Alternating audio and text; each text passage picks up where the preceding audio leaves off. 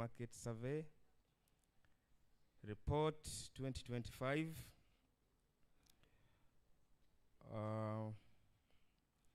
We are starting, and we are going to try to keep time so that by 1 o'clock we are done with this exercise.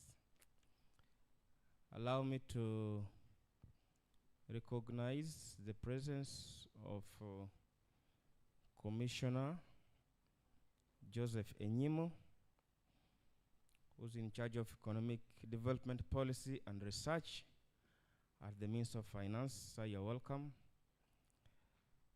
I also recognize our accounting officer and Director Economic Statistics, Madam Aleziki, our Director of IT. Sir, you're welcome. All the members of staff who are here present, distinguished guests, ladies and gentlemen, you are all most welcome. I also recognize the presence of the media. Thank you so much for supporting the dissemination of official statistics all the time. Whenever we extend our invitations to you, you are here present, and we don't take your presence for granted. We appreciate you so much. So as we wait for other guests to join us, feel free to interact with your neighbor. If you're sitting next to your friend, you could opt to get also a new friend today. So today we shall be releasing the labor market survey, and this is in line with the release calendar, which was published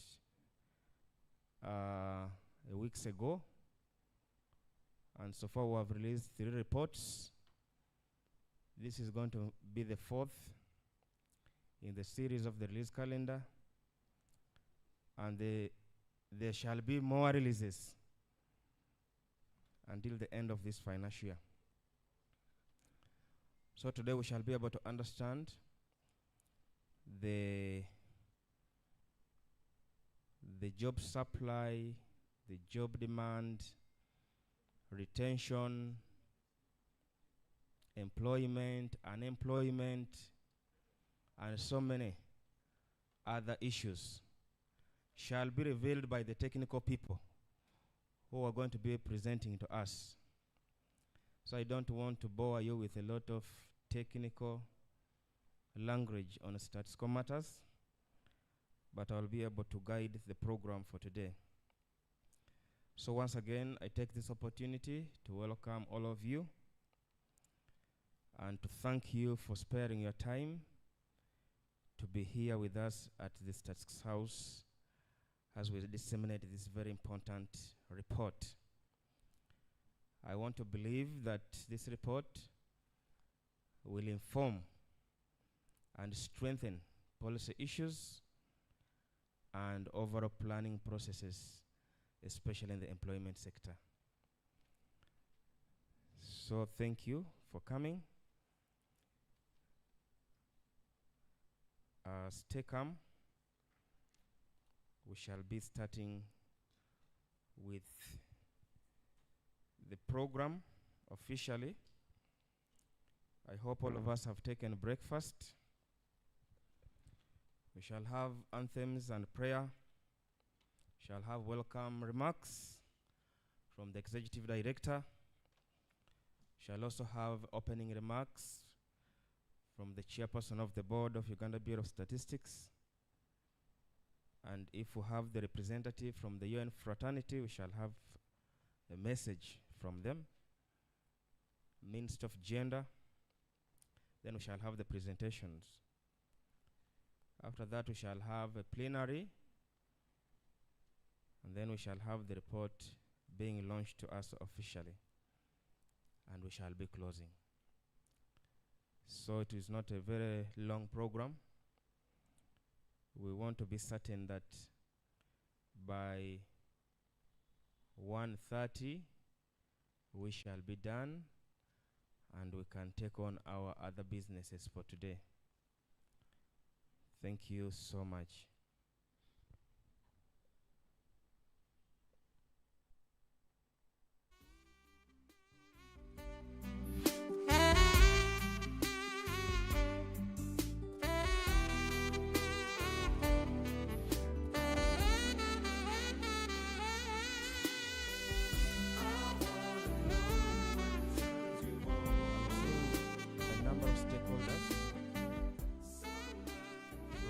PSFU, Ministry of Works and Transport, National Planning Authority, Uganda Registration Services Bureau, Ministry of Finance again, and other partners who have so far joined us. So as we wait in the interest of time, few minutes from now, we pray that those who are joining us and on the way, they travel safely to this place. Thank you so much for keeping time and coming here.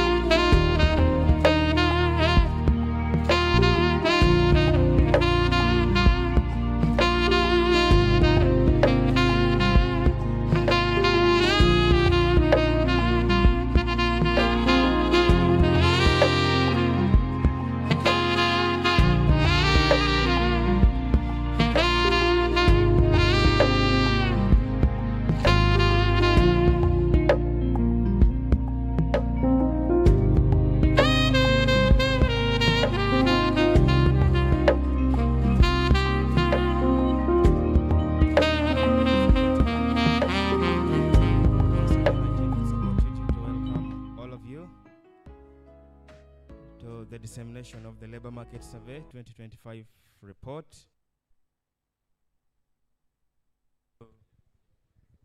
Welcome. In a special way, we have been joined by Honorable Annette Birungi, MP-elect Workers. Honorable, maybe you stand up. Again, you will stand up. You are most welcome. Thank you so much for coming. And I think this report will inform your debate in Parliament and in other fora as you exercise your duty as the MP for Workers during this period. I've also been joined by Mr. Joseph Enyimo. He's a commissioner in the Ministry of Finance, Planning and Economic Development. We have stakeholders from the Ministry of Gender, and importantly, we have Madame Lillian Nangendo. Please stand up for recognition. She is the Principal Labor Officer, and she's here to represent the Permanent Secretary of Ministry of Gender, Labor and Social Development. And I know she will be speaking to us as she gives her remarks in that capacity. Allow me to welcome all the members of Uganda Bureau of Statistics.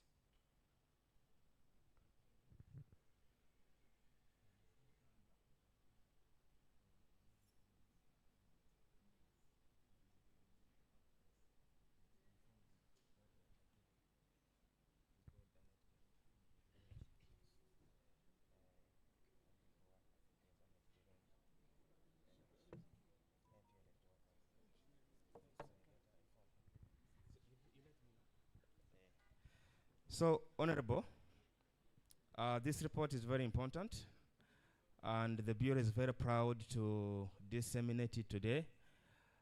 This report is going to provide a wide range of insights into the employment, unemployment. There is also what we call underemployment, and this is at household level. When we go to the institutions, we shall be understanding the job creation, the job retention, and the job destruction. I think for me, those are the very key words that I can speak about as a moderator. But I know as we go along with the presentations, you'll be able to appreciate what these figures speak to us as far as Uganda is concerned. So we thank you for honoring this dissemination exercise and for coming to be with us today. Members of the media, once again, you are most welcome, and we thank you for coming. And also we thank you for promoting statistics and ensuring that people understand why we need official statistics at all times. I want to welcome all the other members and stakeholders from other institutions. Just in case I've not read your institution, please feel comfortable. You are a special guest at this occasion, and therefore sit very comfortably. I take this opportunity to welcome all the members of the Bureau, all the technical experts who are here, who have continuously. Thank you so much. Allow me in a very special way, ladies and gentlemen, with a very big hand clap, I will welcome the Honorable Minister of Finance, Planning and Economic Development, Honorable Amos Lugolobi, with a big hand clap. Please stand up and welcome our Minister, our Board Chairman, Dr. Albert Biamugisha, Chairperson of the Uganda Bureau of Statistics Board. You have been flagged to sit, and in a very special way, allow me to welcome, together with you, our Executive Director and the Chief Statistician, who's here present. So like I promised you, we shall be starting, and indeed all our important persons are here. Honorable Minister and Chief Guest, I would like to inform you that today is a special day, sir, that the Bureau is glad to disseminate the labor market survey report. And amidst us also, we have been joined by the representative of the Permanent Secretary, Minister of Gender, Labor and Social Development. She is here, the Principal Labor Officer at the Minister of Gender, Labor and Social Development, Lillian Nangendo. Please, you may stand up so that the Minister, ED, and Chairman can recognize you. We have also been joined by the MP-elect for workers. She's here. Annette Birungi, our chief guest. Please, she's here present. If we are to clap, let us clap. And you see the advantage is that we have had breakfast, our chief guest. So we have the energy, and we should be able to appreciate this day. We have a commissioner in charge of economic development, policy, and research. Mr. Joseph Enyimo is here with us. Sir, you are most welcome. We also have our Deputy Executive Director, Dr. Vincent Fred Senono, who is also here with us. Let's clap for him. But again, we have other representatives and participants from other institutions. The Private Sector Foundation is here, Means of Works and Transport, National Planning Authority, Economic Policy Research Center, and of course, members of the media. I will get it, sir. Thank you. But let me also welcome all the members of Uganda Bureau of Statistics Management, Director Economic Statistics, Madam Aleziki, Director Digital Solutions and Data Capability, Mr. James Kiza, heads of departments, principals, and all officers. You're all most welcome. In the interest of time, ladies and gentlemen, we shall be starting in this very special program with our anthems and then prayer. We shall have welcome remarks from our Executive Director, opening remarks from the board chairman, Dr. Albert Biamugisha, a representative of the UN family. We shall have a message or remarks by the PS, Minister of Gender, Labor and Social Development, and then we shall have a presentation of key findings, and then a plenary, and we shall have our chief guest officially launch this report to the country. So once again, I take the opportunity to welcome all of you on this special day as we disseminate the Labor Market Survey Report 2025. Allow me therefore to invite you to stand up for anthems and prayer. Just a minute. Hold on.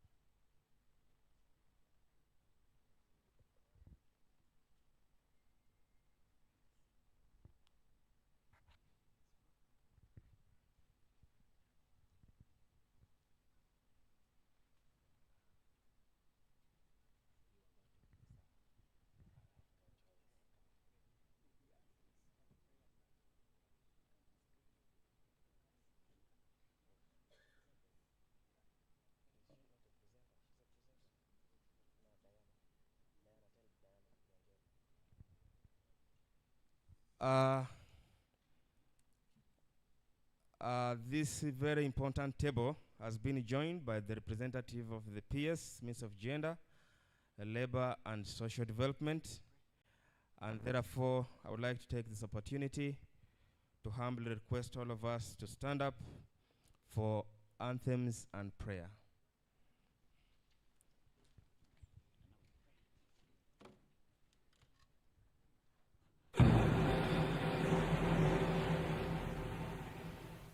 Thank you. We shall sing the Ugandan anthem first and then the East African anthem, and we shall sing the anthems in the Kiswahili now that our Honorable Minister is here, and we shall have that spirit of Chankwanzi. Ugandan anthem first. Uganda, Mungu imarisha, twakupa ujao wetu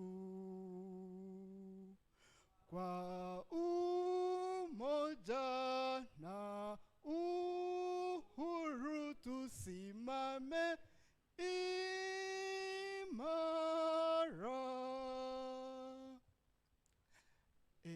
Mungu twaomba uilinde Jumuiya Afrika Mashariki, tuwezeshe kuishi kwa amani, tutimize na malengo yetu. Jumuiya yetu sote tuilinde, tuwajibike, tuimarike. Umoja wetu ni nguzo yetu, idumu jumuiya yetu. Thank you, John. Let's have a word of prayer. Good morning. Let's humble ourselves. Heavenly Father, we thank you for gathering us here. We thank you for the journey mercies. Thank you for your presence that is before us here as we deliberate today. We pray for your wisdom. We pray for your guidance. We pray that the day shall go well. And Lord, we pray that you shall bless each of us here with wisdom as we disseminate today. We pray that these statistics shall be used for planning and development to develop our country, and may it take us far, especially as concerns labor statistics. We bless your name. We thank you. In your name we've prayed. Amen. Thank you so much, John and Diana, for the anthems and a special word of prayer. The word labor is derived from a Latin phrase labora, which means work.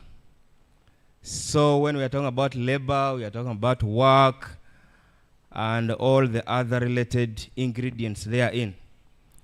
So today we are going to be understanding deeply what this means in terms of employment, unemployment, and employment at household level. And the technical experts who are here are going to deliberate more in that area.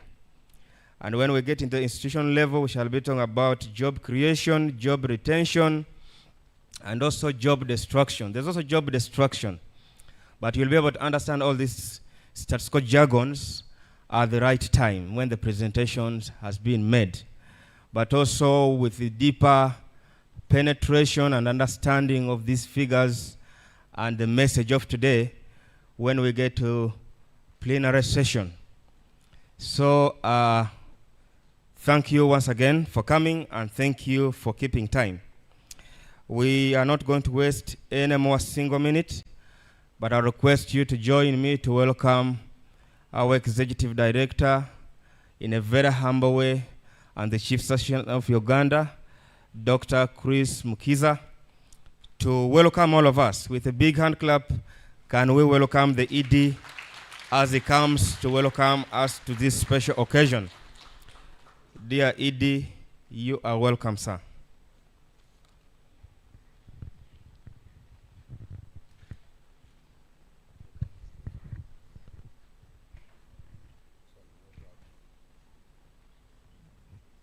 Can I have this screen work, because I want the minister to see when he's seated? James, can you please?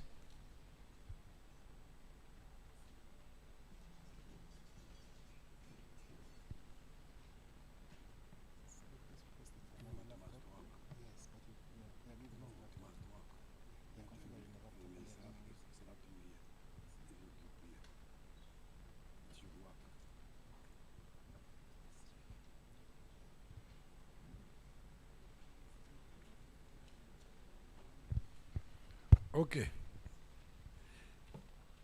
Honorable Minister of State for Finance, Planning, Economic Development, in charge of planning, Chairman Board of Directors, Uganda Bureau of Statistics, Acting Permanent Secretary, Minister of Labor, Gender and Community Development, senior government officials representing your seniors here, the UN family, senior management and the staff of Uganda Bureau of Statistics, media, ladies and gentlemen, good morning. Mine is to welcome you once again to this dissemination workshop of labor market survey. I would thank those of you who have consistently attended our disseminations. This is the 5th of the series. We've disseminated since mid-March. There is one that we disseminated online, and I think the media didn't catch it up very well. The community module of the House of National Population and Housing Census. That one shows us the community level facilities and the services that serve the population. So I encourage all of you to read that report. Today, we're going to disseminate the first labor market survey, the revamped one, that we are going to be publishing more regularly than the earlier ones, as you will see from our presentation. And what we want to do is we've noted, and the government has noted, that employment and employment is a key problem in this country. And us, as Uganda Bureau of Statistics, we shall be publishing the statistics on unemployment on a frequent basis and preferably every quarter. We have prioritized it to the level of how we have prioritized inflation numbers, so that policymakers can tackle the problem of unemployment using evidence-based information, Honorable Minister. And I think that's one of the assignments you gave me when you renewed my employment. So I'm trying to prove that I'm achieving the assignments.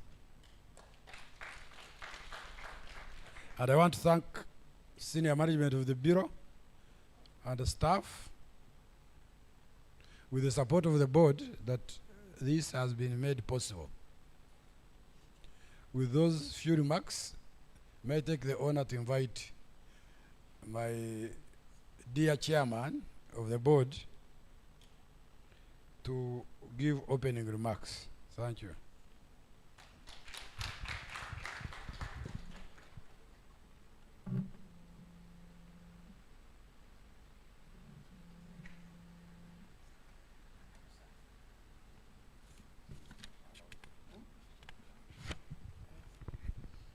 Thank you very much, my ED, Dr. Chris Muchiza.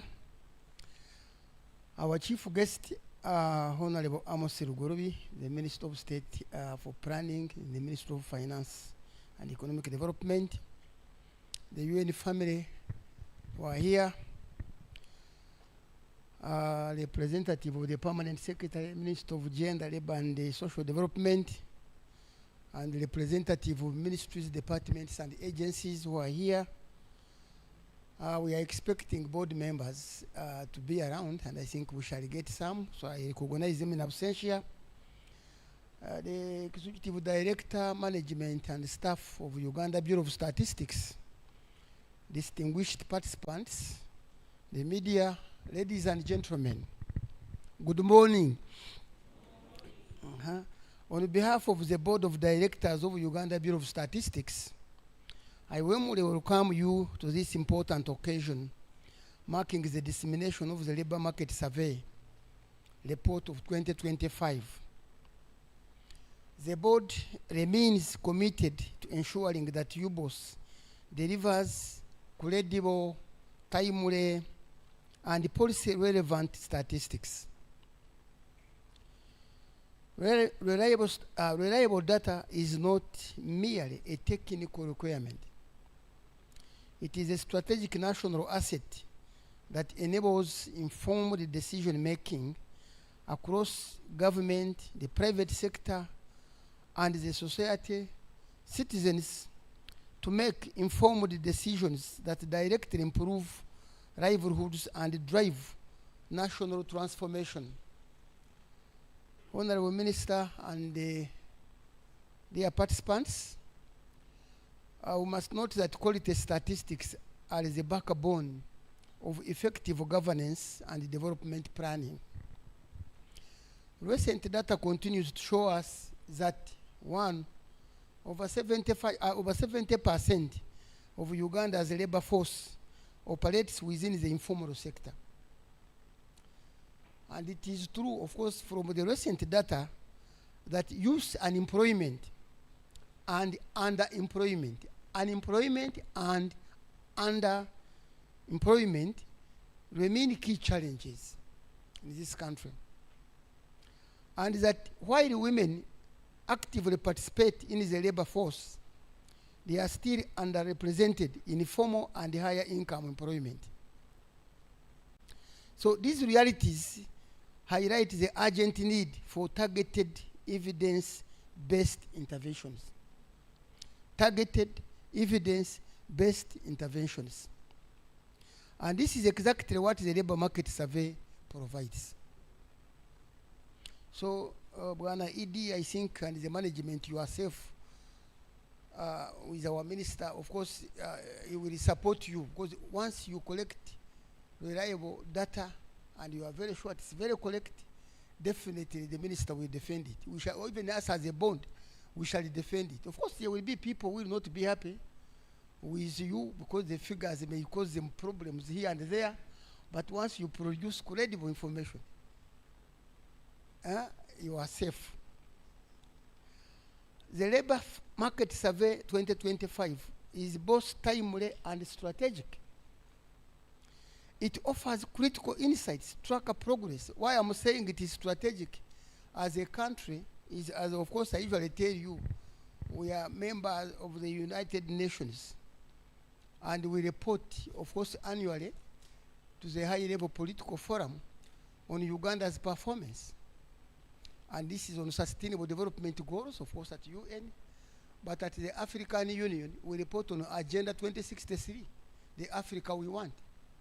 And if we are to report collectively, definitely we need data.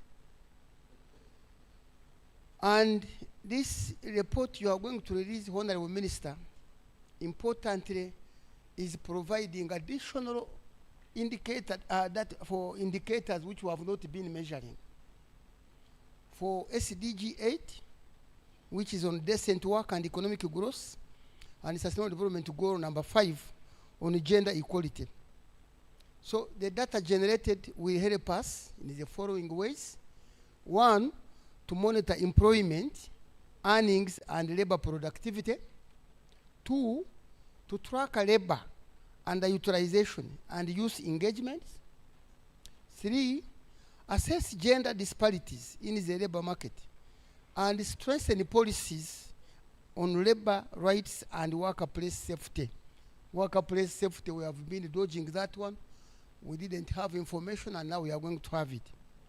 So importantly, this year's, for example, National Performance Review Conference, which is going on in Munyonyo, you know, government is undertaking performance review for all ministries, departments, and agencies, including the UN agencies. They are being assessed at Munyonyo since yesterday up to tomorrow when the president will be closing. And the particular emphasis has been on 5 goals. On goal number 3, which is on wealth baying. Then go number 5 on gender. And yesterday the Minister of Gender was trying to talk about gender, and I think some information which she didn't have. Now he's going to update that one.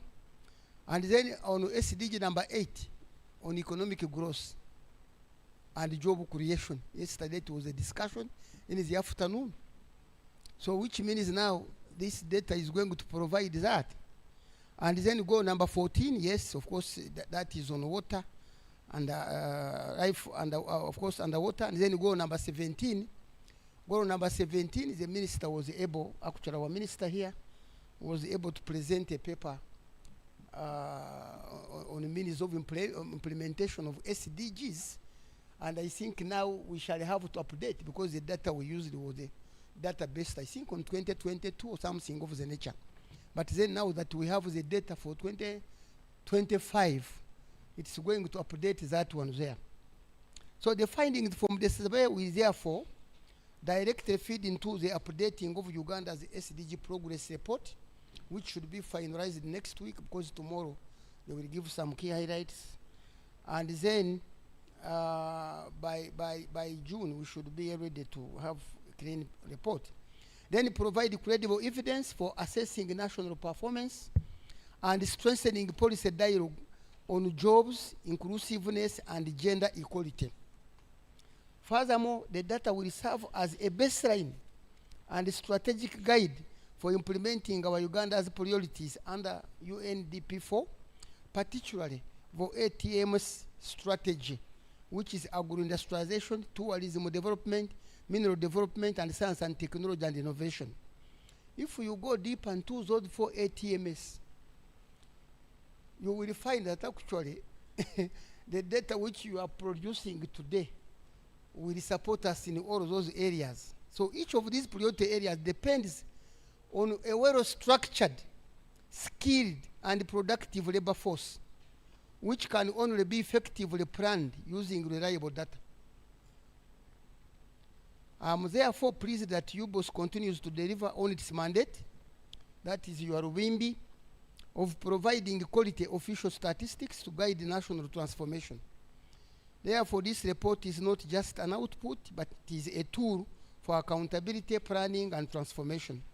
As I conclude, I wish once again to appreciate the Minister of Finance, Planning and Economic Development, under the leadership and the stewardship of our Minister, Honorable Amos Rugorobi, for providing funds to do these surveys. So I think join me to thank Minister of Finance.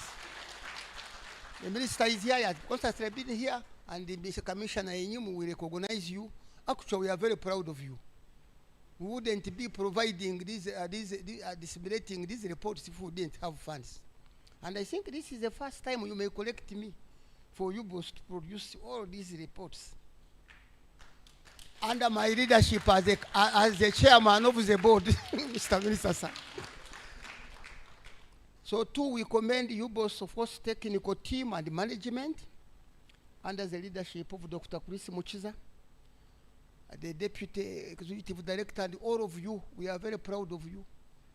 Because this data, for us, we are using the data, and I think we shall be flying high when we are presenting using credible data, but it's you who produced this one here. Then the other one is the Minister of Gender. I think this is the second time you are coming. When you go back, please tell it to your peers and the Minister. For now, this is the second report where you have been contributing, and we don't take it for granted. We thank you. Development partners, the UN agencies, and we also recognize all stakeholders who contributed to this important exercise. Let us use this data not just to understand our own labor market, but to transform it. Thank you very much for listening to me. Another very big round of applause to our Chairman, Board of Directors. He has highlighted a lot of contribution of statistics to the overall development process of the country and even at international level. So, dear Chairman, we thank you so much for those very beautiful, wonderful, welcome remarks. Thank you so much. I would like to therefore take this singular honor to invite the acting Permanent Secretary in the Ministry of Gender, Labor and Social Development, to come and give her remarks. A big hand clap for her as she comes.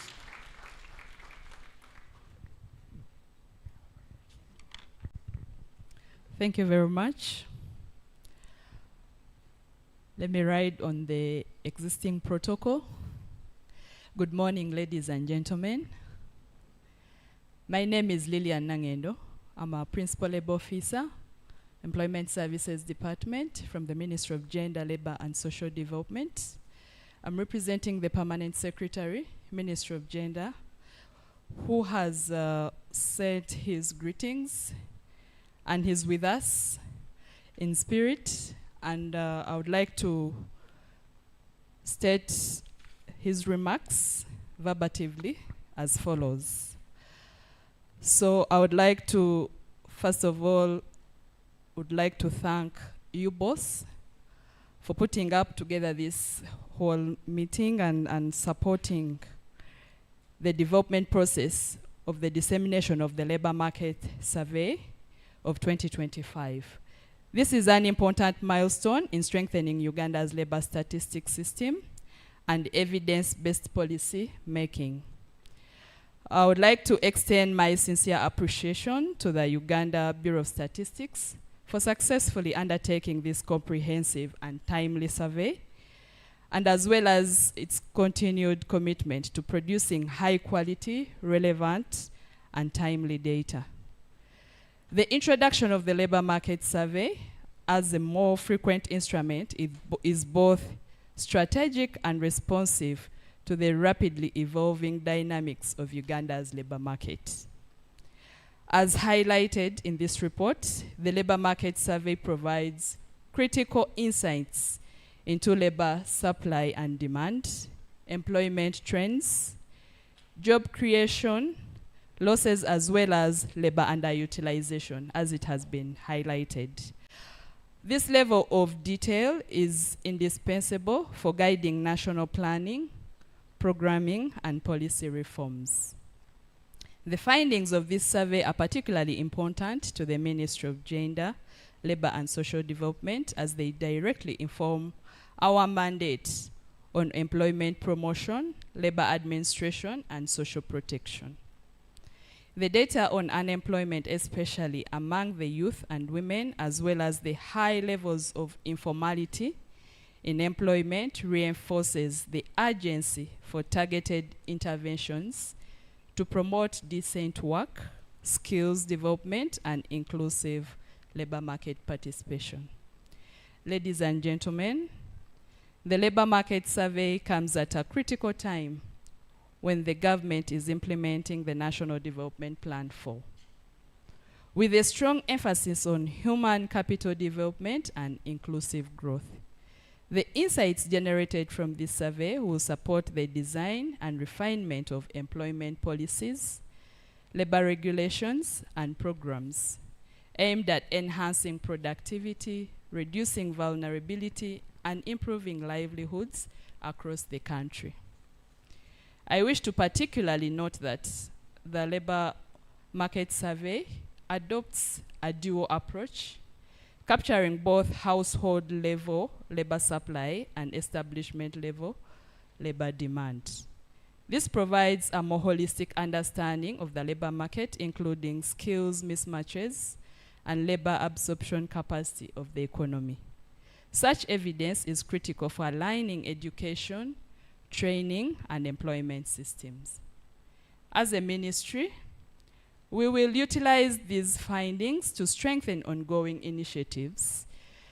As such, youth employment programs, labor market information systems, and social protection interventions targeting vulnerable populations, including persons with disabilities, older persons, informal workers. Distinguished participants, I would also like to take this opportunity to commend you, boss, for other important statistical outputs, including the disability monograph and the orphans and vulnerable children's monograph. These thematic reports have significantly enriched our understanding of vulnerable populations and have provided a strong evidence base for policy formulation and program design within the ministry.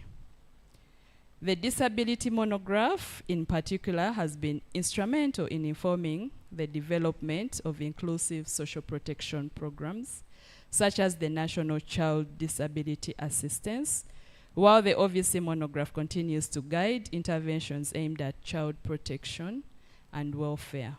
These efforts demonstrate UBOS's critical role in advancing inclusive development through data. As we disseminate these findings today, I call upon all stakeholders, government agencies, development partners, academia, and the private sector to actively utilize this data. Evidence must not remain in reports. I repeat, evidence must not remain in reports. It must translate into actionable policies, targeted investments, and people that have supported the development process of this survey report. At this juncture, I would like to officially participate in the dissemination of the Labour Market Survey of 2025 and launch the findings. Thank you for your kind attention.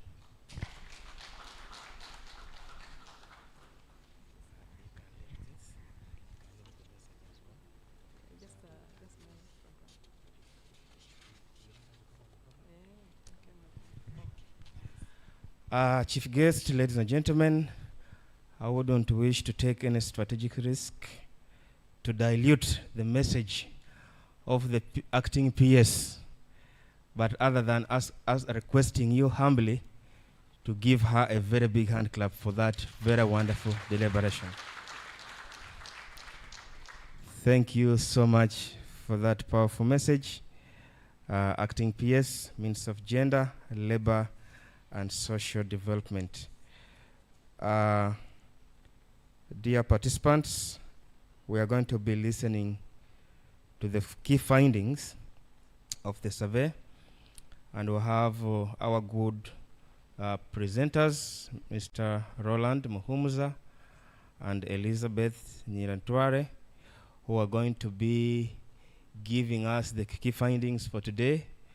So at this point in time, I don't know if our ED would like to invite these people with the permission of the ED, but if not, then I will take on the ED.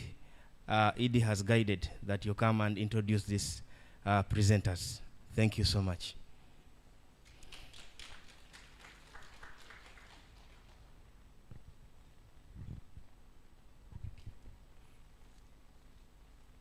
Our chief guests also allow me to ride on already existing protocol. My name is Vincent Fred Senono. I'm the Deputy Executive Director. And today we are presenting the Labour Market Survey Report 2025. But I want to recognize the Director in charge of Economic Surveys, Madam Alizik Kauda, and the team. Stand up for recognition. For the team, the work well done. All the team members who have participated in the report. Our chief guests, these are the group of people who have been working and cooking overnight to have this report ready.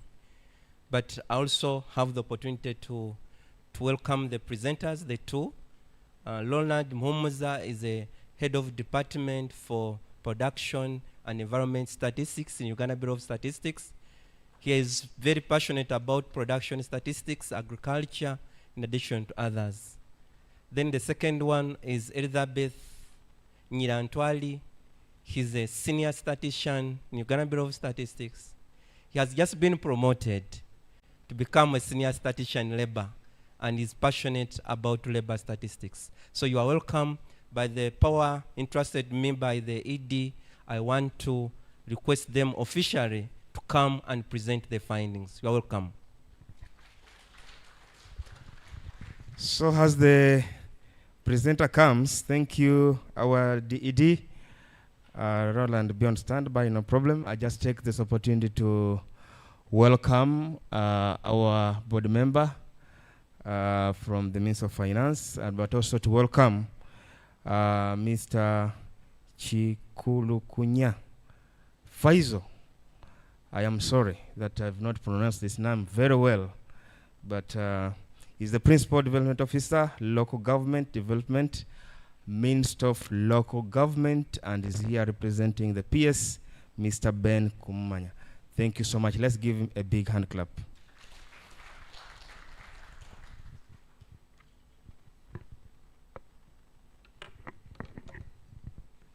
Thank you, MC. I'll stand on the already established protocol. Good morning, ladies and gentlemen. My name is Roland Muhumuza. I've been introduced. I work as the head of Department Production and Environment Statistics, and we are here to take you through the findings of the Labor Market Survey 2025.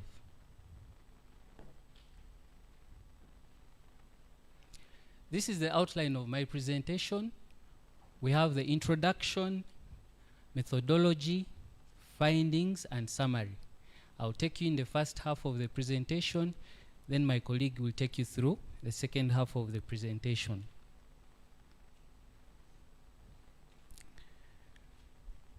The Labor Market Survey 2025 provides comprehensive data on the supply and the demand of labor.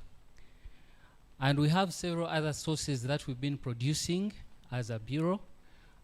Key to note, we disseminated the National Population and Housing Census 2024, where we had a module on labor. The National Labor Force Survey, which we undertake every 5 years. The last one, we had it in 2021. The Uganda National Household Survey, we also have a module. This one, we usually undertake it every 3 years. And the last one we had was for 2023-24. The National Manpower Survey, we also last did it in 2025.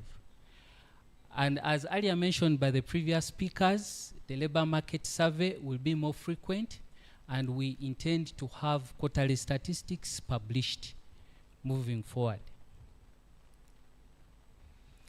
The objectives of this survey, the main objective was to provide insight on the composition and dynamics of labor market indicators and the associated statistics.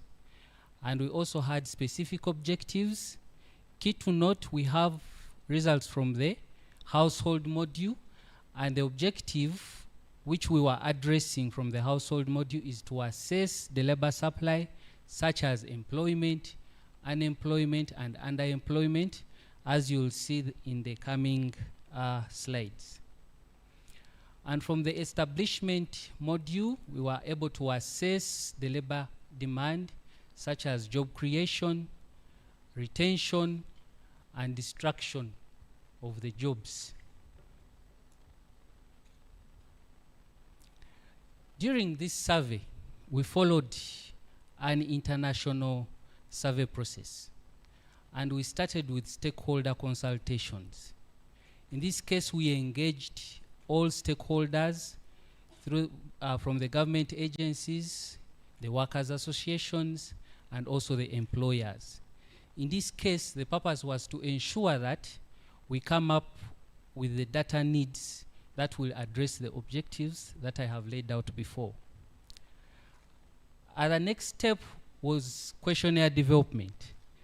From the first step where we assess the needs, the data needs, it informs the next step, that is the questionnaire development.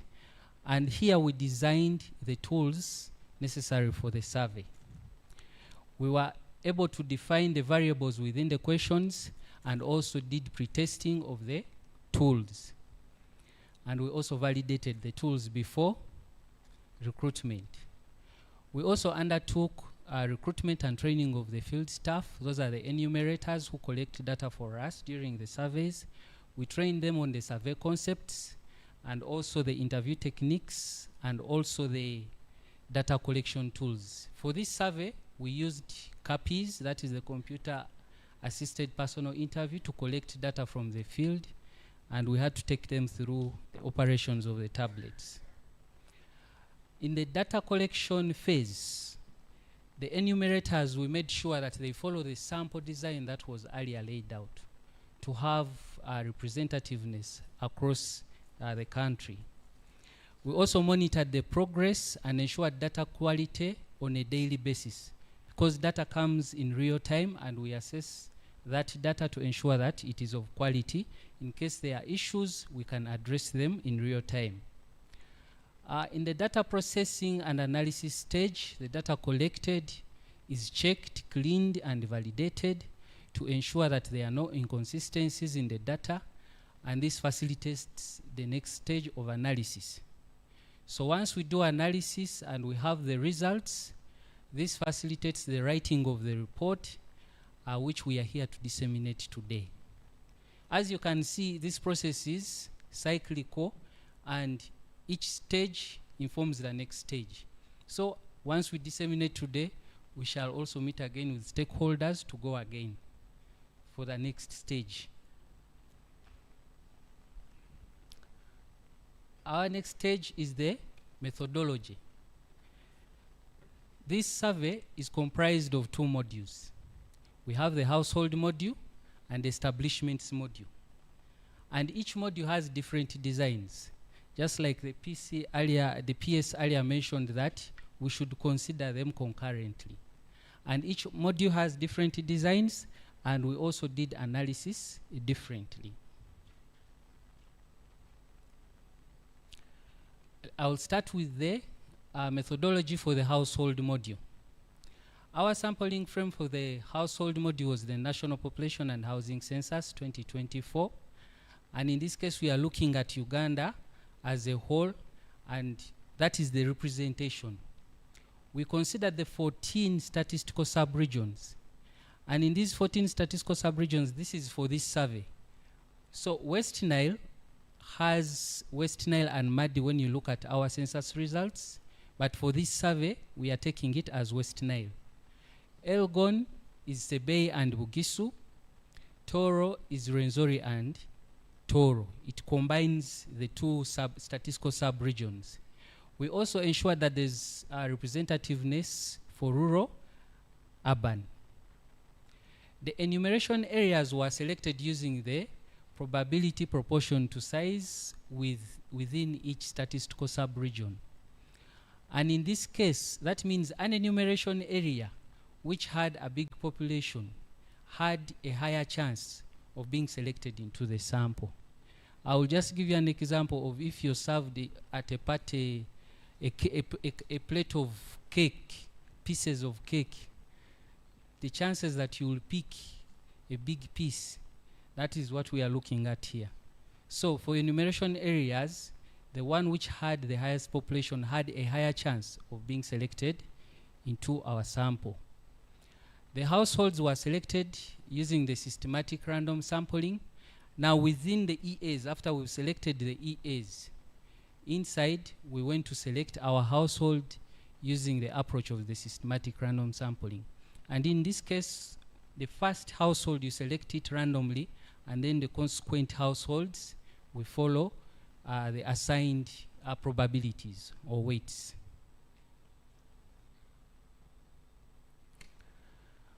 We used a two-stage stratified sampling, and this is what I've been describing in the previous slide. We selected 1,035 enumeration areas, and out of each enumeration area, we selected 10 households, which gave us a sample of 10,350 households. And these were our data collection points.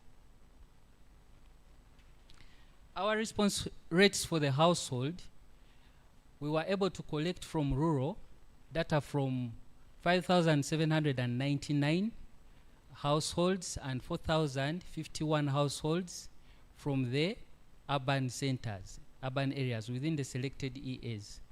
And this gave us a total of 9,850 households, which gave us a response rate of 96.2%. We also, earlier I told you we had 2 modules, and we moved to the methodology for the establishment module. We had the informal establishments. The sampling frame for the informal establishments was the National Population and Housing Census 2024, just as we used in the household, and it is based on the 1,035 enumeration areas that were selected. So in this, we selected a sample of 4,951 informal establishments. We were able to cover 4,161 informal establishments, which gave us a response rate of 84%. This is a good response rate because it shows that the data the results are representative enough for both national and sub-regional level. For the formal establishments, our sampling frame was the Census of Business Establishments 2019-20, and this had been updated using administrative data sources ending 2024. We selected business establishments basing on their size of employees, and we had them categorized 1 to 4 employees, 5 to 49 employees, 50 to 99 employees, and 100 plus employees. All establishments with 100 plus employees were included in the sample. And we ensured that there is representativeness across the subsectors when we were selecting the sample. The public sector, that means the public administration, government, and the extraterritorial organizations. The extraterritorial organizations, those are embassies, consulates, and also those agencies that have international like military bases. These ones are excluded when we are compiling the labor market survey. The sample, we had a sample of 2,985 formal establishments. We were able to cover 2,635 formal establishments, having a coverage rate of 88.3%. For establishments, we all know that we really achieved here, because usually response rates for establishments is very low. But in this case, we are able to have 88.3%. Now, I'll take you through the concepts that we are going to see throughout this presentation so that we understand when we are talking about the estimates that we have in the subsequent slides, we can understand what they mean. In this case, we have work. What is work? And all these are international definitions. We base them on the ILO, that is the International Labour Organization definitions, and also other frameworks that define them as so. Work is any activity performed by a person to produce goods or services for use by others and for own use, and or for own use. But we also have some exclusions. We exclude the most unpaid household services are not included in this report, such as cooking, cleaning, and healthcare. The volunteer services are also not included here unless they are tied to formal production. We also have forms of work. Forms of work, we have employment. And this is work performed for others in exchange for pay or profit. So when you work and there is no pay or profit, you're not considered under employment. On-use production work comprises production of goods and services for own final use. This implies that there is no transaction with other units within the economy. And this includes other subsistence work and work in the subsistence agriculture. That is forestry and fishing. We also have volunteer work. Non-compulsory work performed for others without pay is also considered as work in this survey. The unpaid trainee work, this is work performed for others without pay to acquire workplace experience or skills. And then also the others not defined in the 4 categories that I've mentioned above was all considered as work. We have the working age population. The international guidelines classify the working age population as 15 years and above.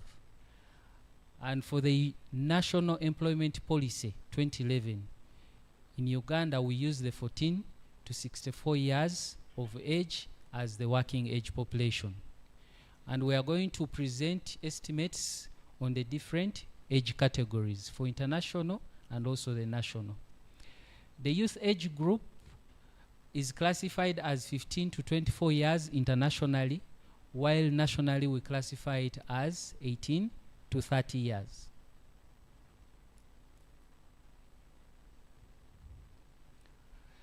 The informal sector. Informal sector, this is the household or businesses that are unincorporated and they are market enterprises. We also ensure that they have labor input associated to them, and they are not formally registered. This is what we consider as the informal sector for our survey and also internationally. The informal employment is any activity of persons to produce goods or provide services for pay or profit not covered by the formal arrangements. And in this case, the formal arrangements, we look at the laws, the income taxation, the legislature, the social security. In this case, we have NSSF and all that. Those are the formal establishments we are looking at in this survey.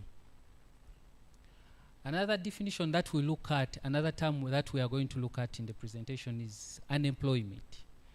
And whatever we state here as a person who had no work from which they derive some income, that person was considered unemployed. And a person that had taken active steps to look for employment is also considered unemployed. And also a person who was willing to be employed if an employment opportunity had presented itself. In this survey, we also consider that person as unemployed. The employment population ratio, this is a proportion of the working age population that was employed. So in this survey, we ensured that all questions were asked to persons 14 years and above. All the questions in this survey. I now invite my colleague to take you through the next part of the presentation. Thank you for listening.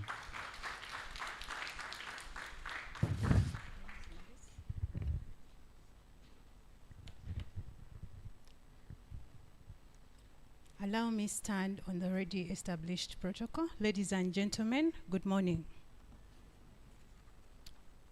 I'm here to take you through the key findings, as already mentioned, and I'll start with the findings from the household module. Yes, to begin with is the working age population. As highlighted, this is a key indicator because moving forward, all the household indicators are based on the working age population. So the findings from the labor market indicated that 58% of persons aged 5 years and above were in the working age. And of all the males in the population, 56.2% were in the working age population. And for the female, you see that of all the females in the population, about 60% were in the working age population. This shows almost the same in comparison with the national working age population. Ladies and gentlemen, this is a labor market survey, and we focus more on the work. We've already looked at the definition of work, where someone who is doing an activity to produce or provide a service is considered to be working. Now, the activities were broadly categorized as follows. findings indicate that 46% were employed. These are people who are doing an activity for pay or profit. And about 4 in 10 were in subsistence agriculture only, for persons aged 15 years and above. Employment to population ratio, members, we are now focusing on those that did work for pay and profit. We see that using the 15 years and above, about 2 in 5 were employed nationally, and with majority residing in the urban areas, and 42% in the rural areas. This indicator is very important because it shows us the degree to which the economy is utilizing its productive labor resource. Now, looking at the employment to population ratio by sub-region, we see that nationally, as already indicated, 4 in 10 were in employment. And by sub-region, we see that 1 in 5 in Bukedi were employed. Lowest, Bukedi having the lowest percentage of about 1 in 5. And Karamoja having 47% of persons in employment doing activity for pay or profit.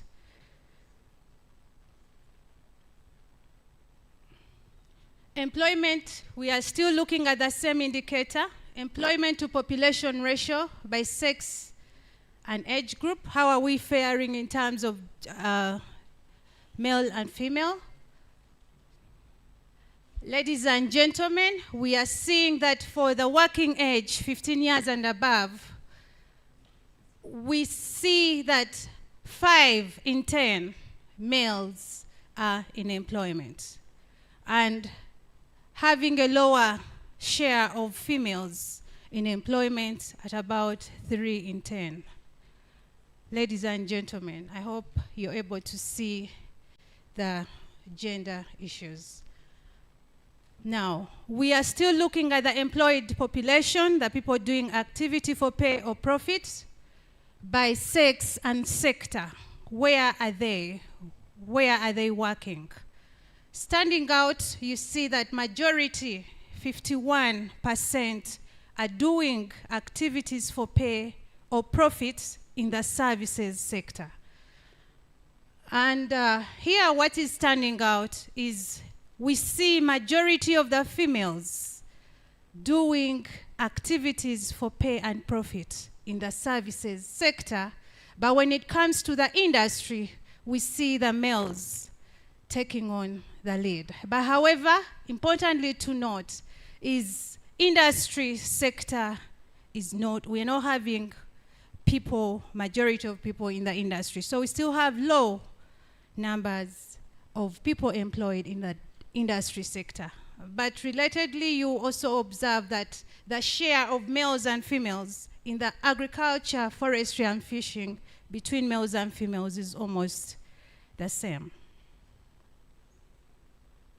When we continue to look at the population employed by sector and rural urban, we will still observe a similar pattern where majority of the females, majority of those in services sector are residing in the urban areas. And we still see that those that are engaged in agriculture, forestry, and fishing are majorly in the rural areas, with still lower percentages amongst the sector of industry. Ladies and gentlemen, we've looked at employment. We need to understand what is the nature of employment. Here, the informal employment of persons aged 15 years and above by sub-region. We take note of the formal arrangements that they are working in. You see that nationally, the informal employment of persons 15 years and above is about 9 in 10 who are working in arrangements that are not formal. Formal in terms of the employers do not provide national social security, there is no pension, there is no paid annual leave or sick leave.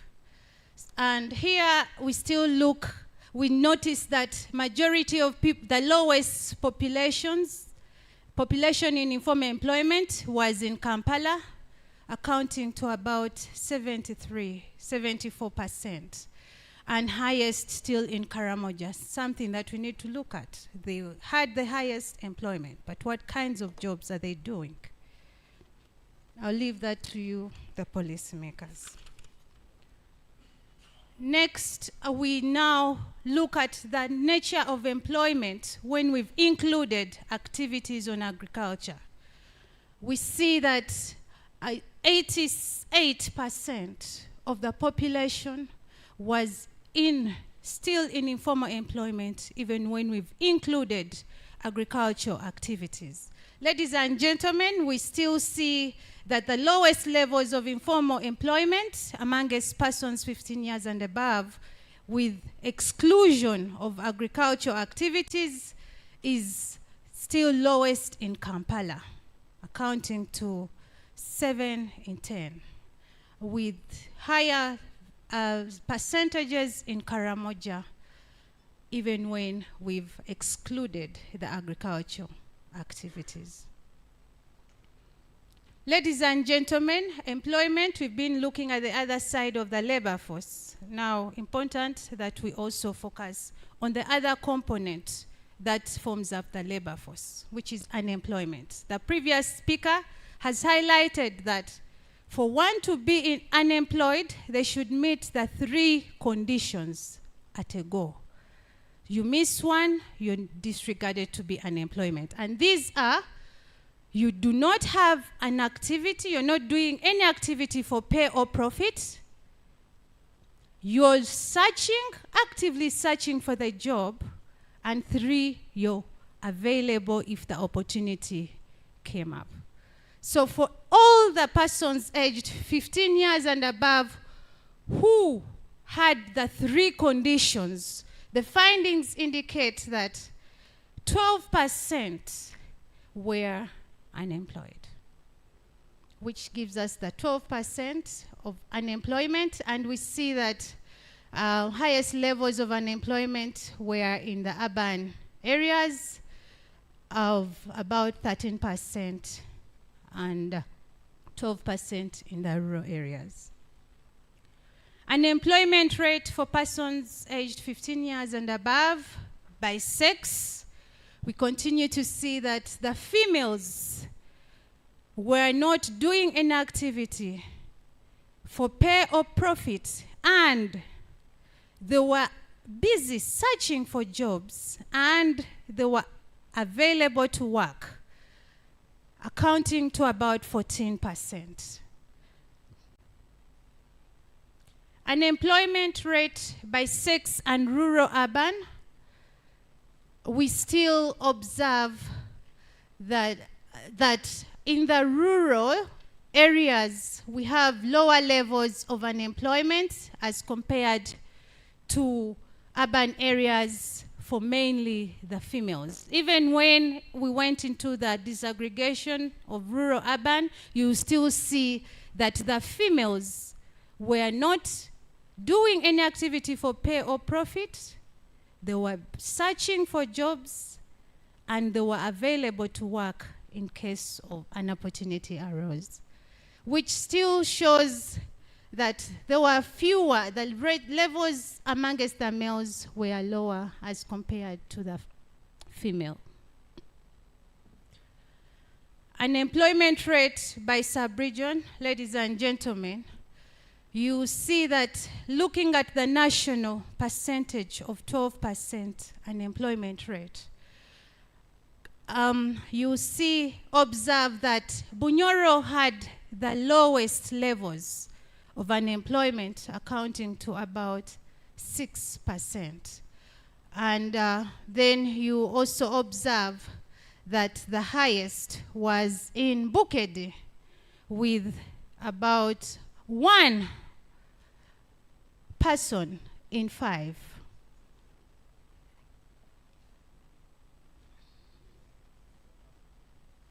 Sorry?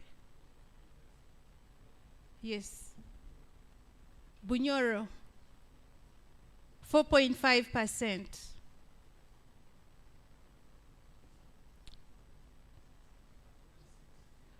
Okay, about 5%.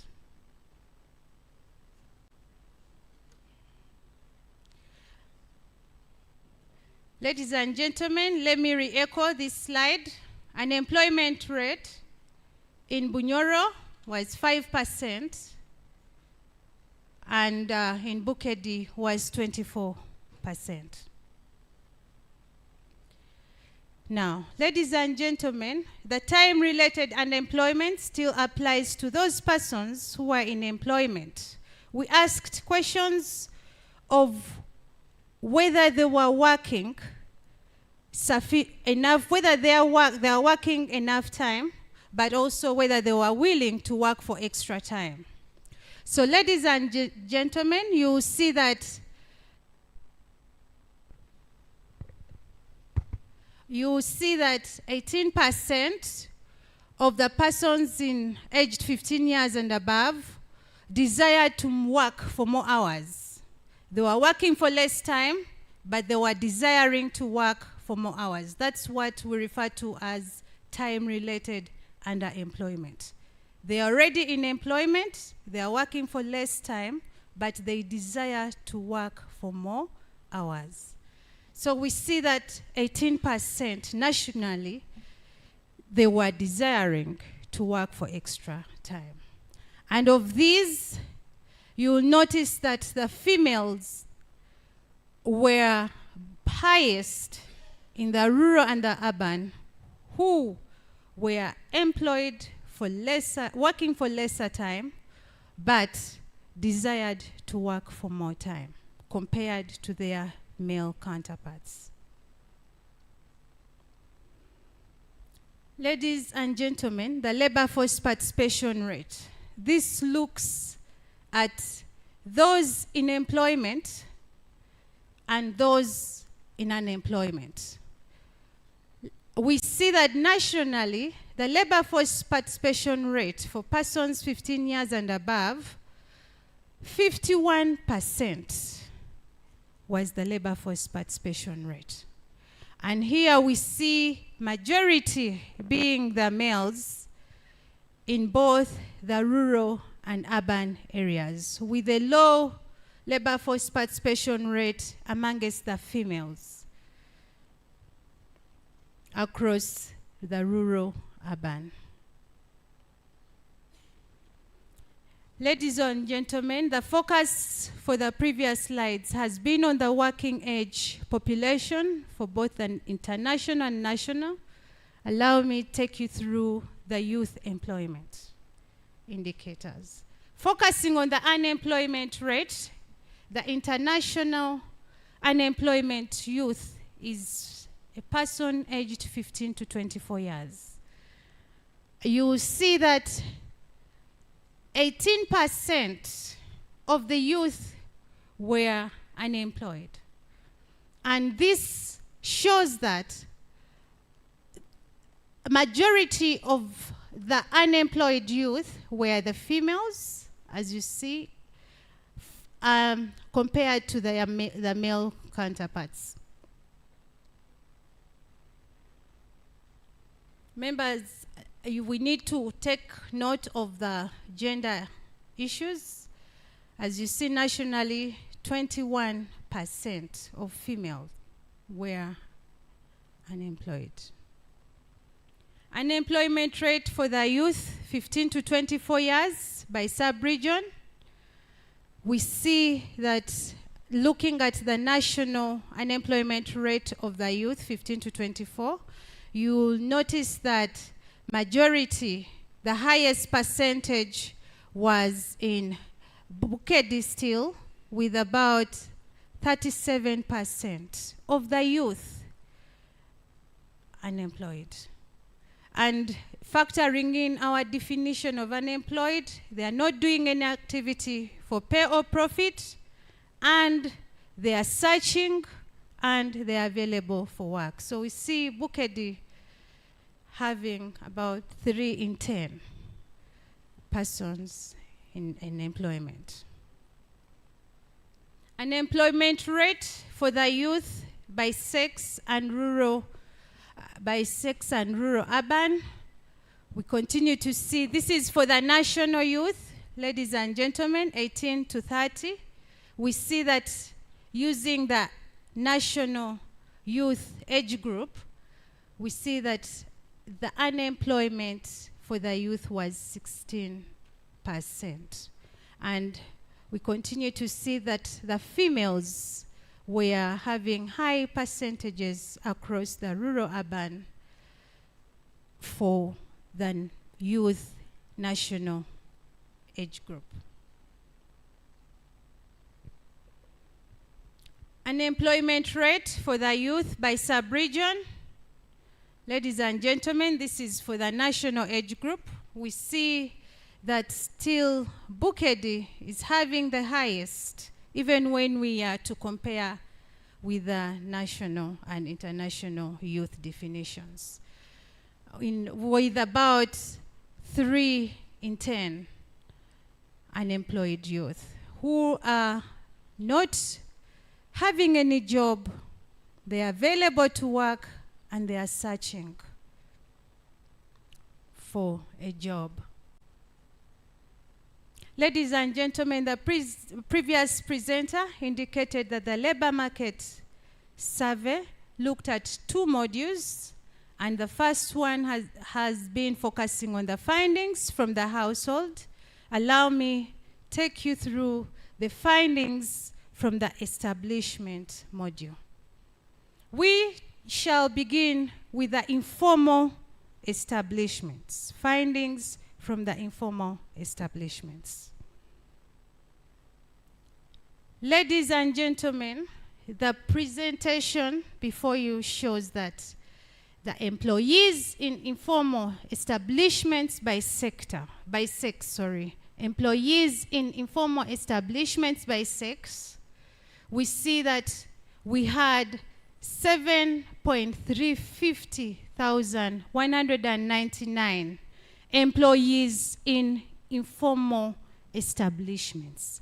And of these, we see that majority were the males at 3,951,752, with higher than the females at 3,398,447 employees in informal establishment.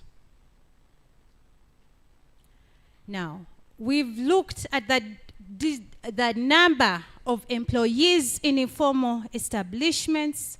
We now want to distribute them by sector. Ladies and gentlemen, we continue to see that the employees in informal businesses are still engaged in the services sector, accounting to about 6,121,260 in the services sector, followed by the industry. But we continue to see lower employees employed in the industry sector, and lowest in agriculture and forestry. Members, please take note, we are focusing on employees in informal businesses. The survey continued to ask questions on job vacancies. How many vacancies were available during the time of data collection? The findings indicate that 305,364 were the vacancies that were available. And of these, distributed by the sector, we see that majority of the vacancies were in the services sector, accounting to about 223,106 vacancies, job vacancies in the services. And in the industry sector, we see 80,100 job vacancies.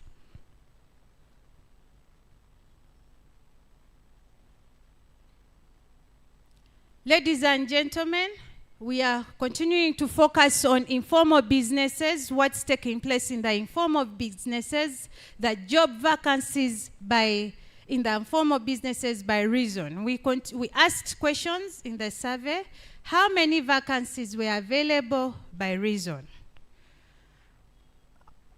Ladies and gentlemen, the highest reason that was given was expansion,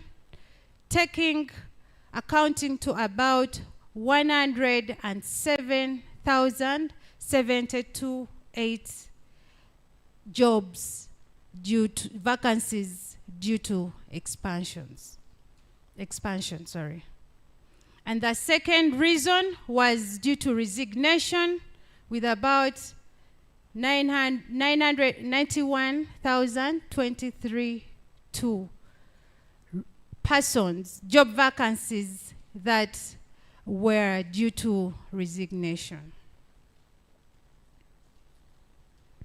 Ladies and gentlemen, we are now looking at employment in the formal establishments. Previously, we've been looking at employment in the informal establishments. Now we are looking at employment in the formal establishments.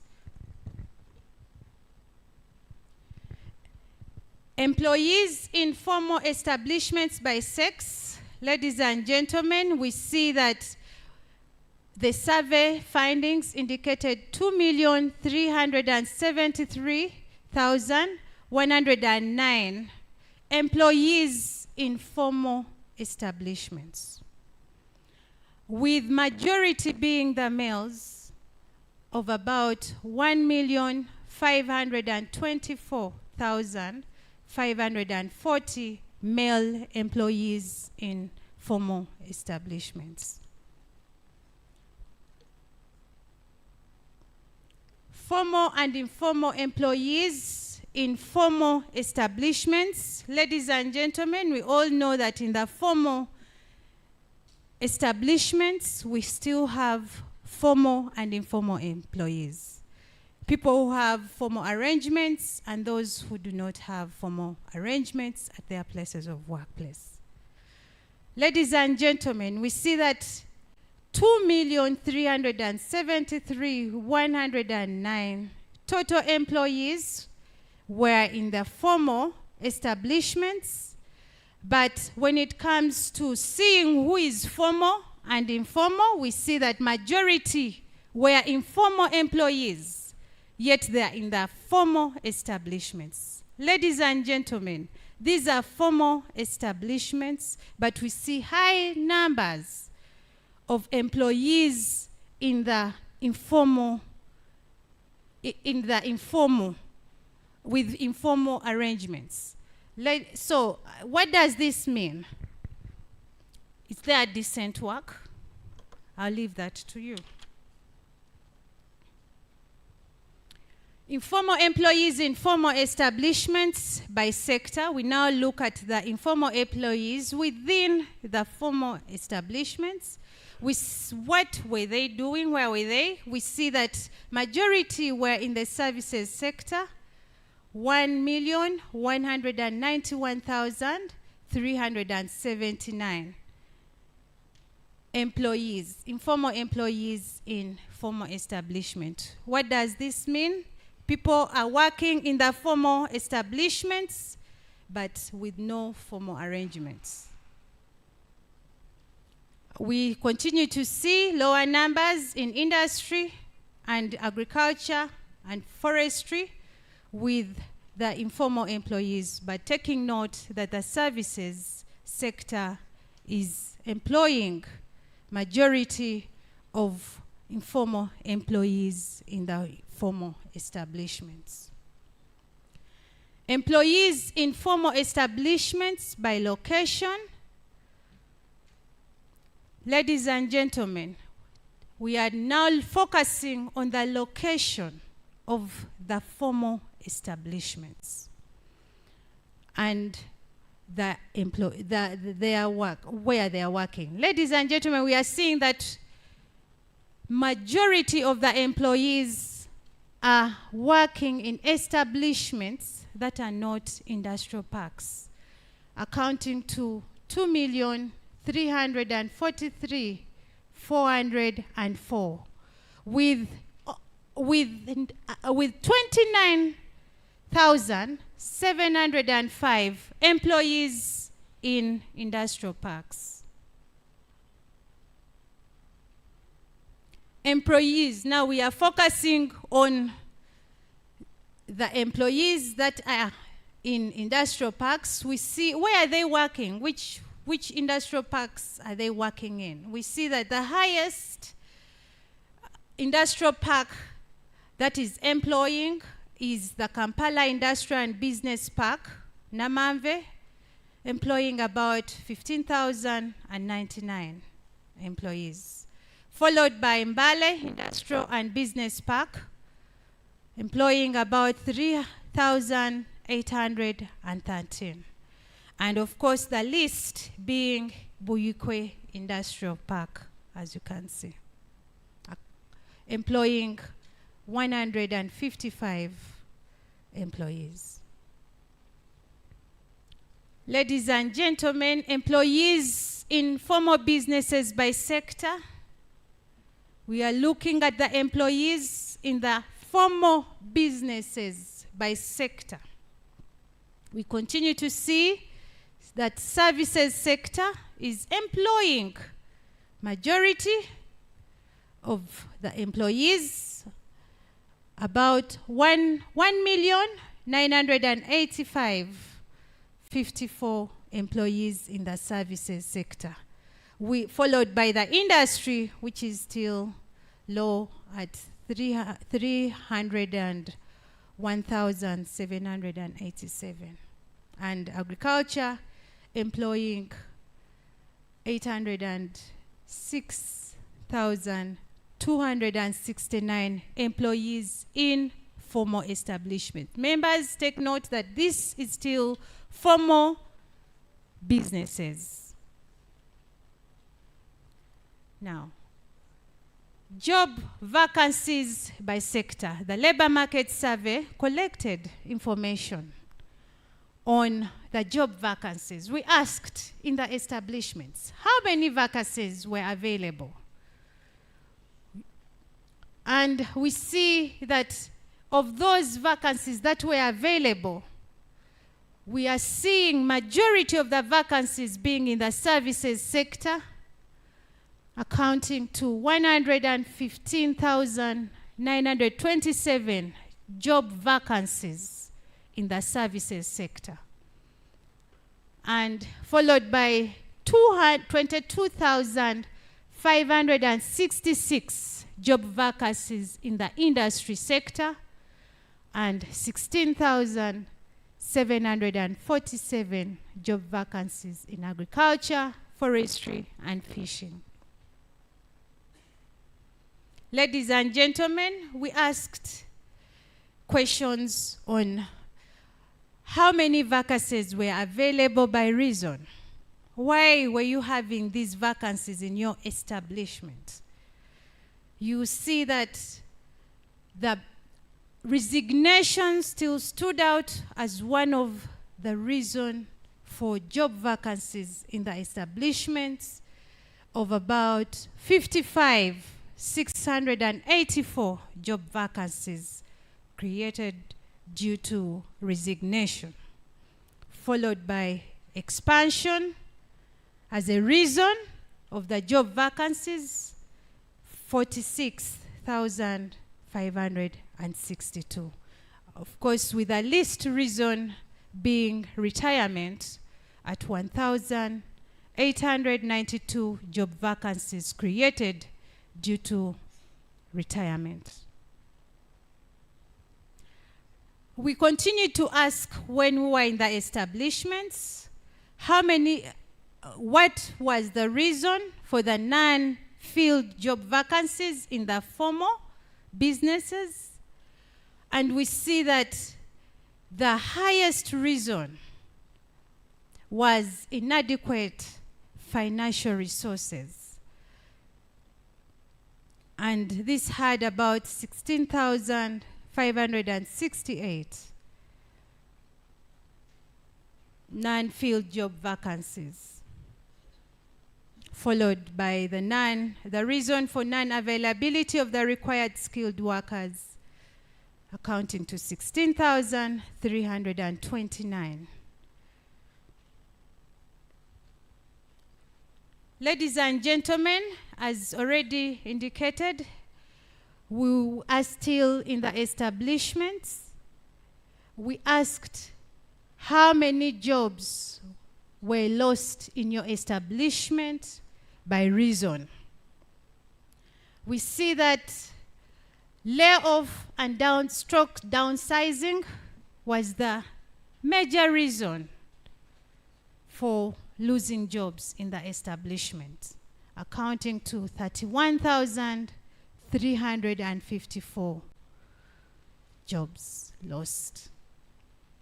The second reason was outsourcing, accounting to 10,526 jobs lost due to outsourcing.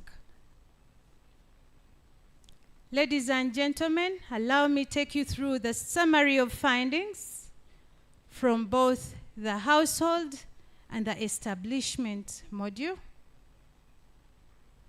And this has been classified in terms of the international age groups. We see that within the working age group 15 years and above, unemployment rate was at 12.2%. And unemployment rate for the youth 15 to 24 years was 17.9%. Informal employment, excluding agriculture, forestry, and fishing. Key highlight within the working age 15 years and above, we see that the informal employment excluding agriculture, forestry was 88%. And informal employment excluding agriculture and forestry amongst the international youth 15 to 24 years was at 95%.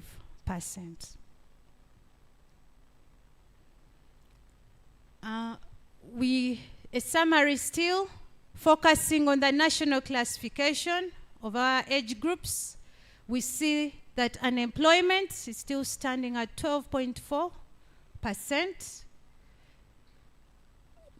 Is standing at 12.4% for the persons aged 14 to 64 years, and unemployment rate for the youth aged 18 to 30 years is 16.2%.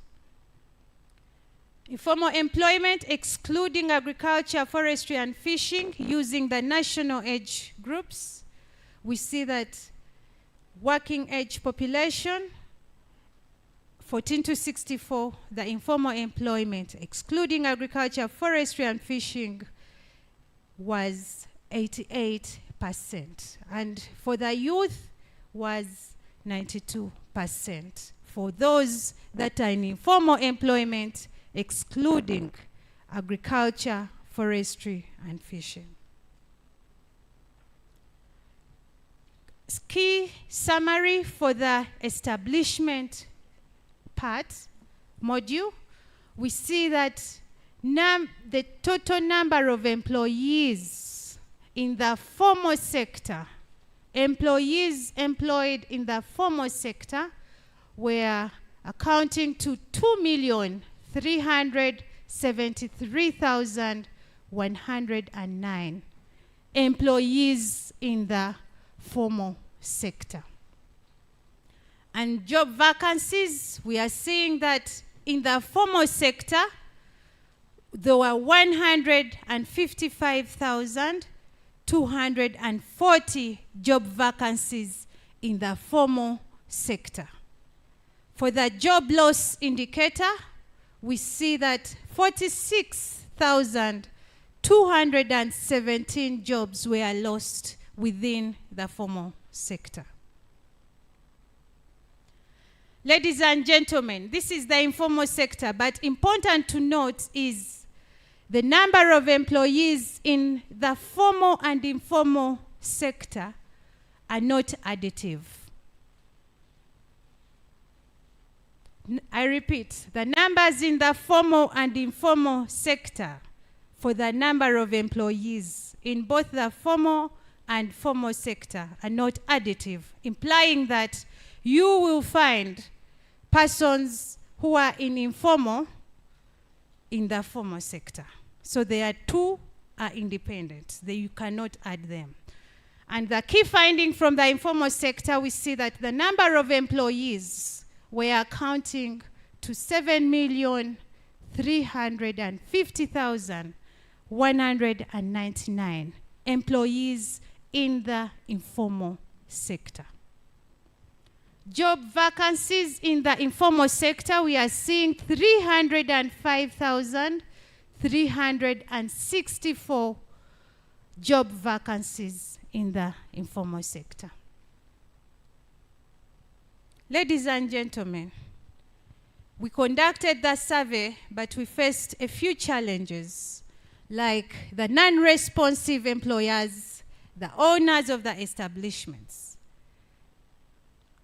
We could go collect data from the establishments, but we could get issues with accessing the industrial parks, with also getting the respondents of who to interview and use the questionnaire and get our data. So these were the two key challenges that we faced. But however, we also sent through emails to try to mitigate the non-responses. Ladies and gentlemen, allow me to end the presentation from here. Thank you.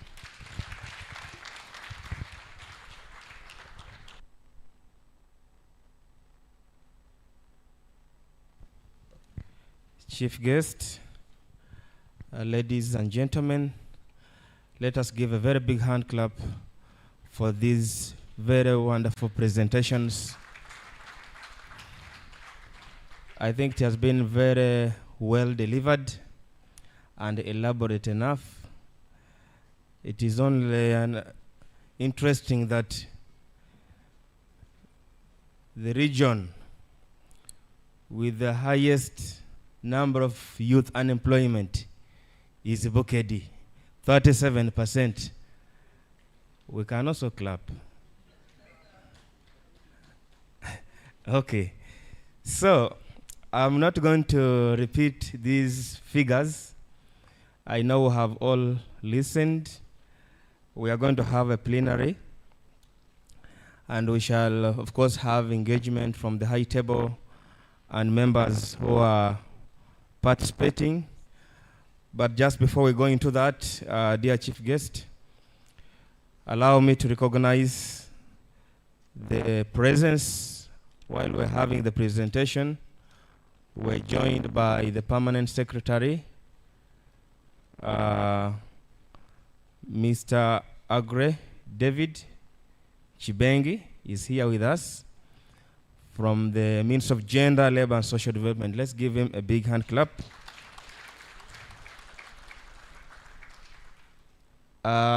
Dear PS, you had earlier on sent a representative and she did a good job.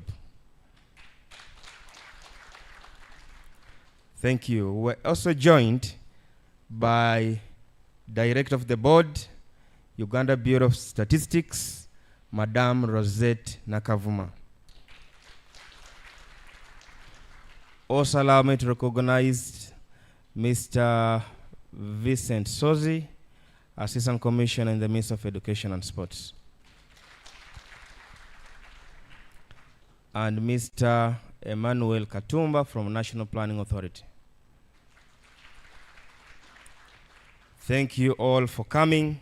We are going to have a plenary at this moment, and we shall be expecting interaction from this side and this side, so that we can have detailed understanding and share all the insights around this presentation of today. So we are going to move the microphone. I'll ask John, my colleague, to have this microphone. You will say or tell us your name and be very brief so that we can manage time. Thank you so much.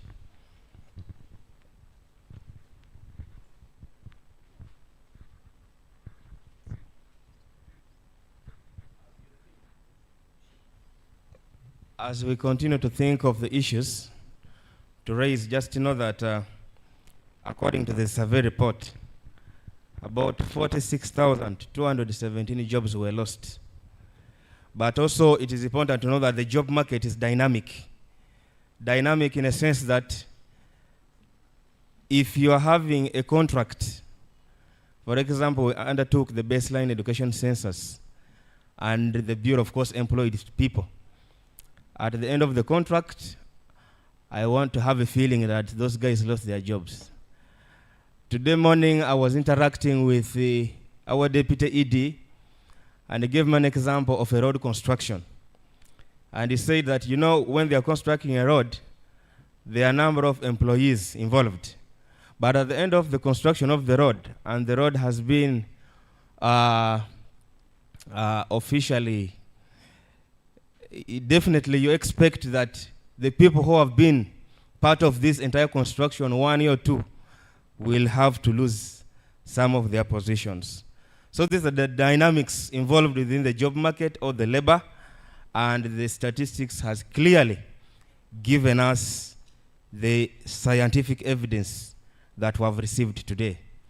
So if you have any question from the members of the audience, please feel free, or comment, and just keep them as brief as possible. Thank you so much.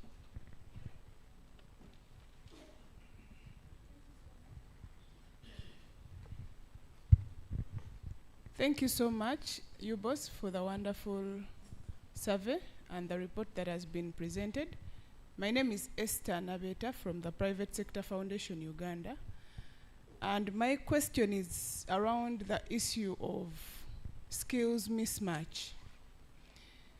There has been a lot of talks about the issue of skills mismatch. So I would like to know, was this also, maybe I missed it, but is it also trapped as one of the reasons for underemployment? I submit. Thank you. Participant from PSFU. Any other issue from the audience? Thank you. My name is Outwesiga Precious. One of the first speakers informed us that one of the key reasons for this survey was to monitor employment, labor utilization, gender equality, among others, and also workplace safety. But from the statistics that have been presented, I'm not quite sure that we have such indicators. Is it because maybe you can focus on the informal sector and infer that that could be an indicator of workplace safety, but maybe we could have seen more indicators regarding that? Maybe they can highlight and tell us what indicators are in the survey that can be used to reflect workplace safety. Thank you. Okay, thank you. Oh, I'm from Ministry of Finance. Thank you.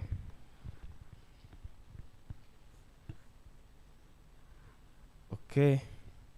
So, Commissioner Sozi, Vincent Sozi, his hand is up, and then Minister of Local Government. Yeah, thank you very much for the report. It is very insightful. But as she was presenting, I was thinking of the skills gaps that exist in, at least in the formal establishments.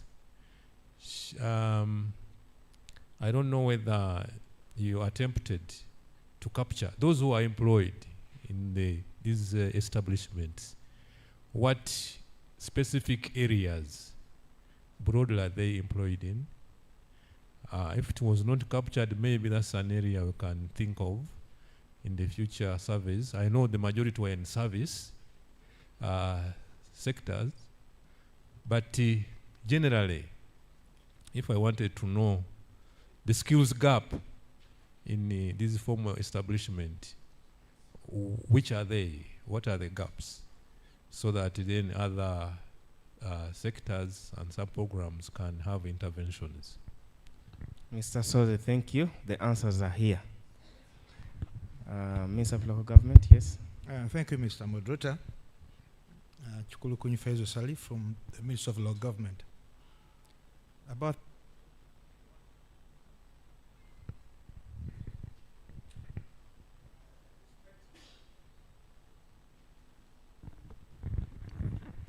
I had anticipated that in the presence of challenges or fund, the report would have gone on to propose would be some recommendation solutions to some of these challenges, because you have to help people further appreciate where there's a challenge, then how can we overcome it. Then too, this aspect of informal jobs. You know, when you talk of something being informal, then what comes into my mind is that quantifying something informal may not be that easy. How are you coming up with this figure in view of the understanding that you're handling something informal? Finally, the issue of industrial hubs. You call them industrial parks, but I know you're talking about industrial hubs. Having had limited access to these hubs. We had a hand in establishing these industrial hubs, but they're being managed by State House. This is a presidential initiative. Get me right. This is a presidential initiative. My understanding of what was presented was the issue of the industrial hubs, not industrial parks. Because this thing has kept on coming. But what we need to appreciate, that people are not denied access, but the procedure to get into the hub itself is what people don't know. So people at times put their requests to to wrong institution where they're supposed to be getting approvals to get access to said venues. But what we need to know that the manager of the hub has to write first the house, and then they get back to have an access into those facilities. I submit. Thank you. So you have answered the last issue. I think there's another question. I think let's first respond to that. I will give this microphone to the ED.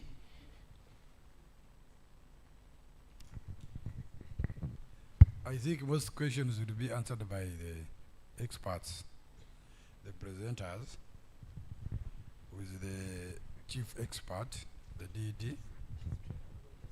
Mine will be to answer Mr. Chikurugunyu, of local government, that industrial parks are not industrial hubs.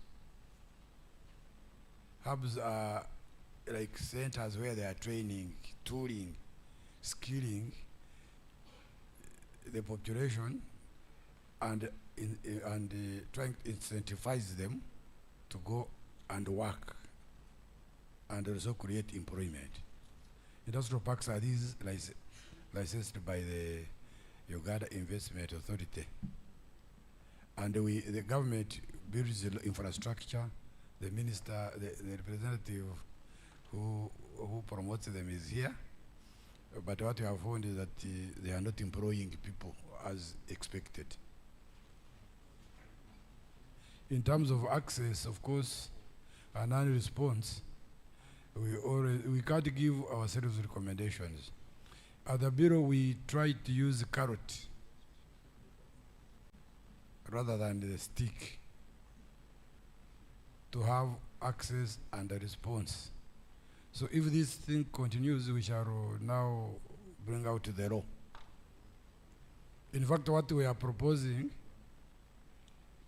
is we send, if we fail to access your premise, we send you an email, and an email is an official record. If you don't respond, we prosecute you. We have not wanted to go that way. We are still at the level of engagement.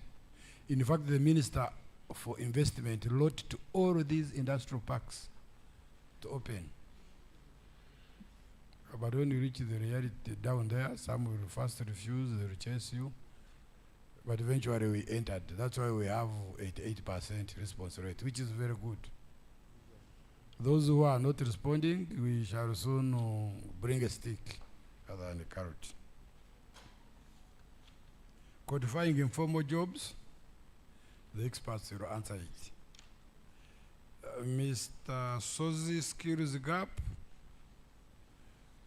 this one will be mostly addressed in the human resource survey, the manpower survey. Because here, the majority on household module, we are looking at the supply side. The demand, we are only looking at the employer. And we are looking at the reasons why there are vacancies.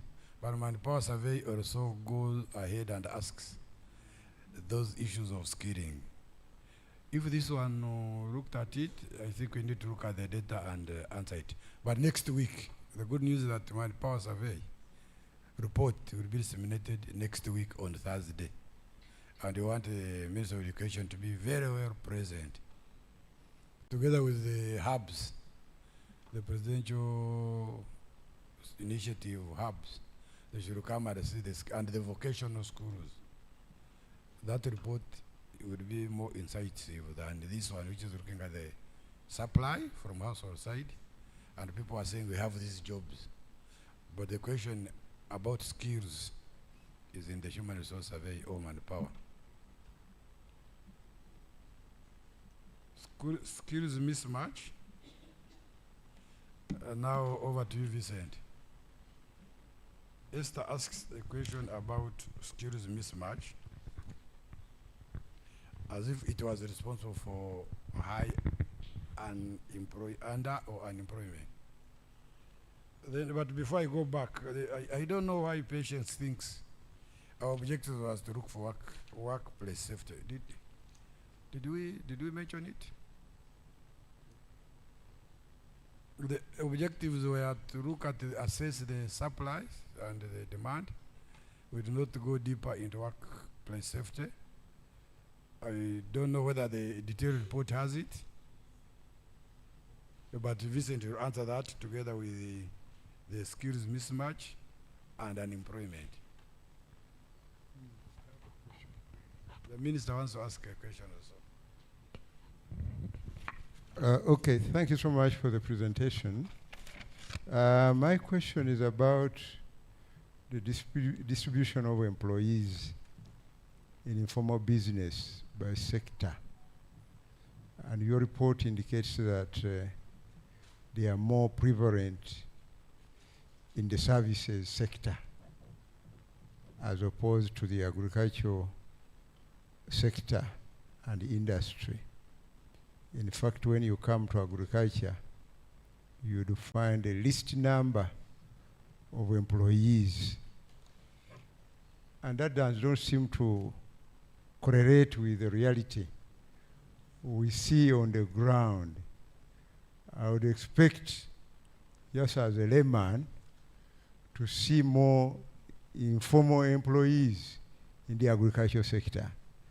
Because if I'm keeping cattle, it's not incorporated because according to your definition of informal sector, it's a household or business unincorporated market enterprise. and the associated labor input not formally registered.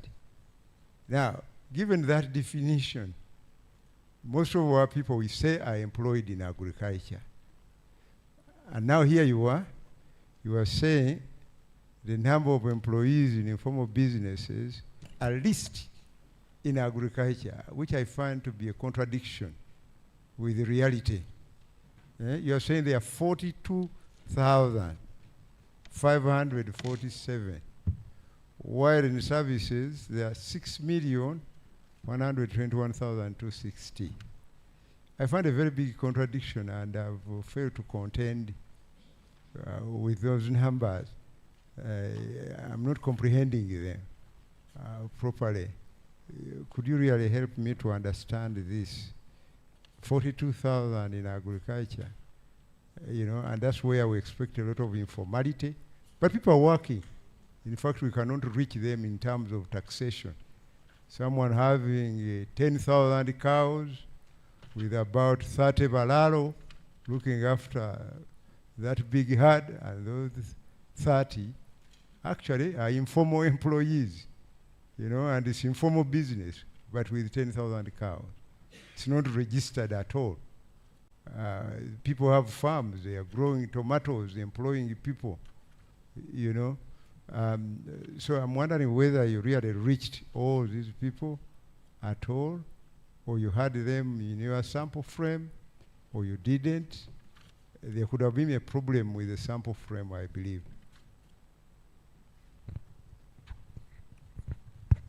Listen, that question is yours. I've been sweating here to explain that. It seems is not satisfied. Okay. Just in case you don't answer the same way I answered, I used the definition, the concept. Here we're looking at employment.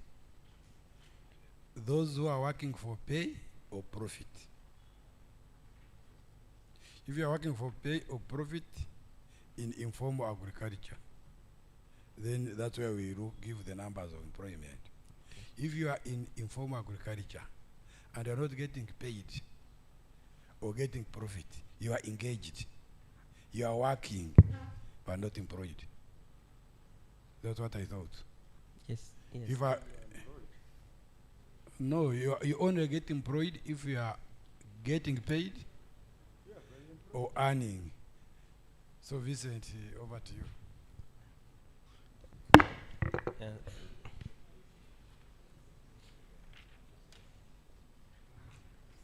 Thank you, Edie. I think most of the questions you have answered them. The skill mismatch is captured both at individual level and an enterprise level. Individual level meaning that you have acquired a certain level of education, but you are doing some work which is not in line with your level of education. Then that is measured as skill mismatch. But we can also generate through the human resource survey, as Edie said, that which we are going to release next week. We look at the demand in terms of employers and the number of learners who go graduates who come out from the from the school. We are raising more. I always talk about my profession. We are raising more statisticians, but there is less demand for what? So there is also a mismatch between the demand and the supply. Those are the two ways. But the report which is coming next week on Thursday will clarify more on that one, which is the human resource survey. In addition, also, ED and honorable members, is the issue of informal. It is confusing. Why is it confusing? When we talk about informal employment, we are referring to an individual. Your arrangement at the workplace. If you have a formal arrangement at your workplace, then you are not informally employed. But if you have informal arrangement at your workplace, even if you get pay a salary, you are becoming what? Informal. As an individual. That's we have 87 point and some 87 points, forgot of head. 87 of the people who are employed, the arrangement is what? Informal, because it is the arrangement of your workplace. But now we have another concept in terms of non-employment. Where do you work? The sector.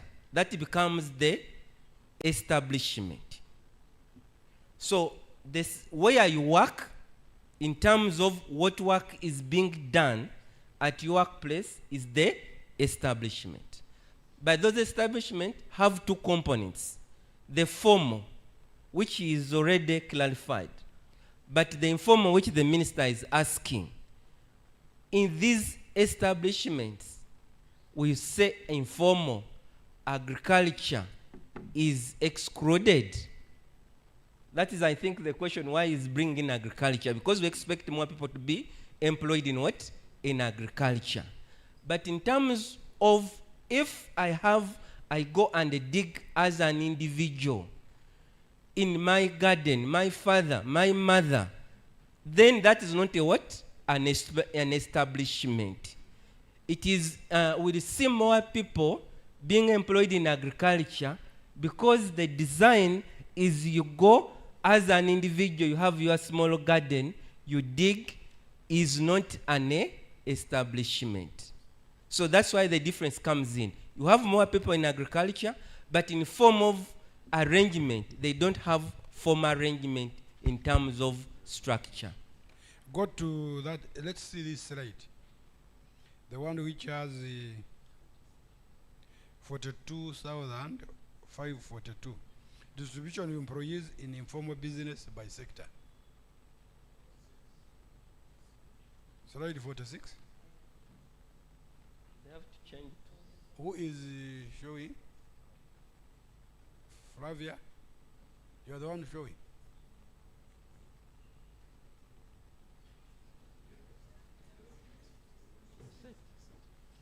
I want you to explain those numbers. We are no longer there.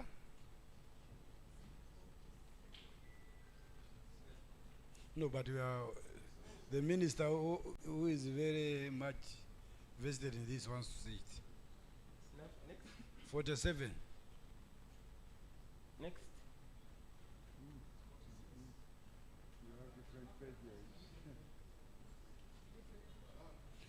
Distribution of employees in informal business by sector.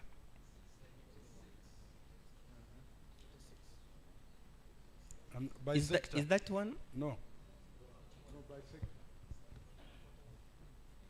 Informal business by sector. Yeah, that one. Explain what 42,547 is. As I was explaining, there are two concepts.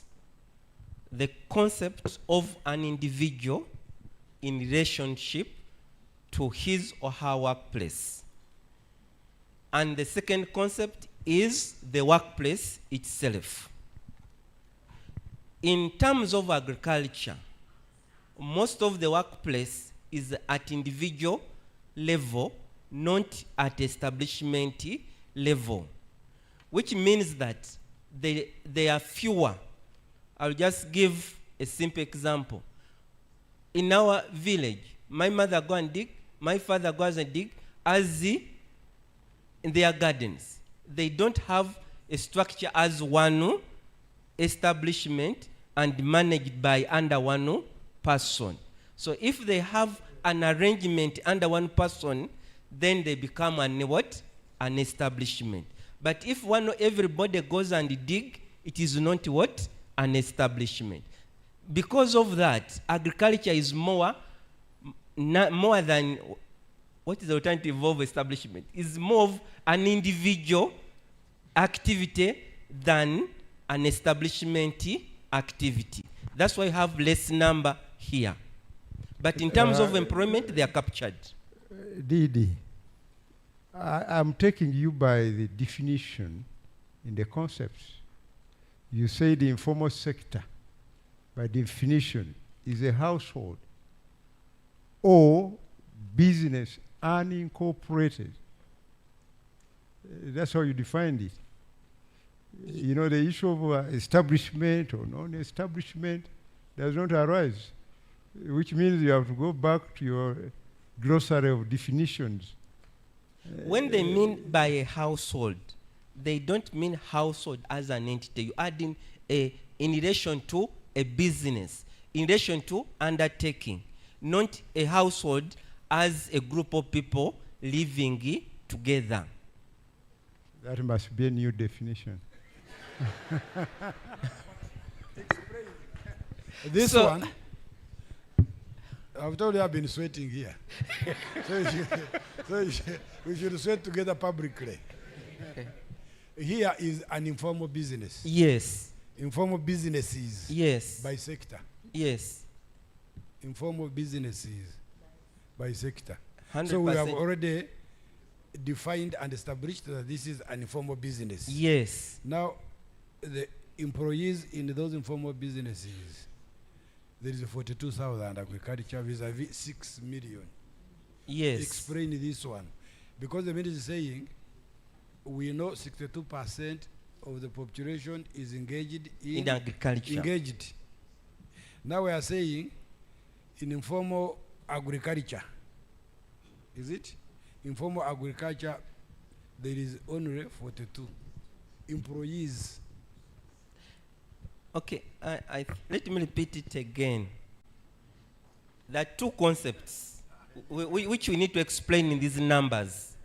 One of these numbers meaning that of those enterprises which are in agriculture, which are informal, after defining, they employ 42,547.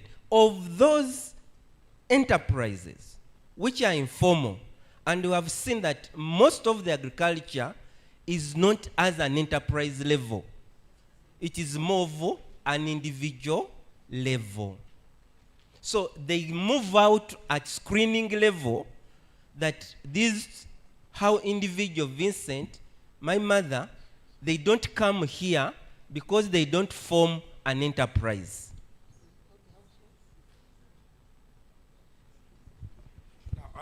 This one, you remember in a sense, I am about to invite the commissioner to also help us. In census, we'll go to household and say, does this household, is there any member of this household that engages in an enterprise? So from that enterprise, then later it can be, it is classified as informal or formal. Isn't it so? Now, those who are employed, me I thought it was because of pay and profit, that they are in that informal agriculture business and they are earning or they are getting profit. That's why they are there. But there are those who are in informal business and are not earning, they are just working. So, Professor Joseph, how do you understand that slide? Because once it's contentious here, it will be contentious elsewhere, and you have to resolve it. Honorable Minister, the reason we are, for example, emphasizing PDM is because there is a recognition that there are many people who are in agriculture, but they are not in agriculture as a business, which means that there are few enterprises, formal or informal, in agriculture. Therefore, that number is a confirmation that the government and Uganda at large has more work to do to commercialize agriculture. That is really the message to take away from that.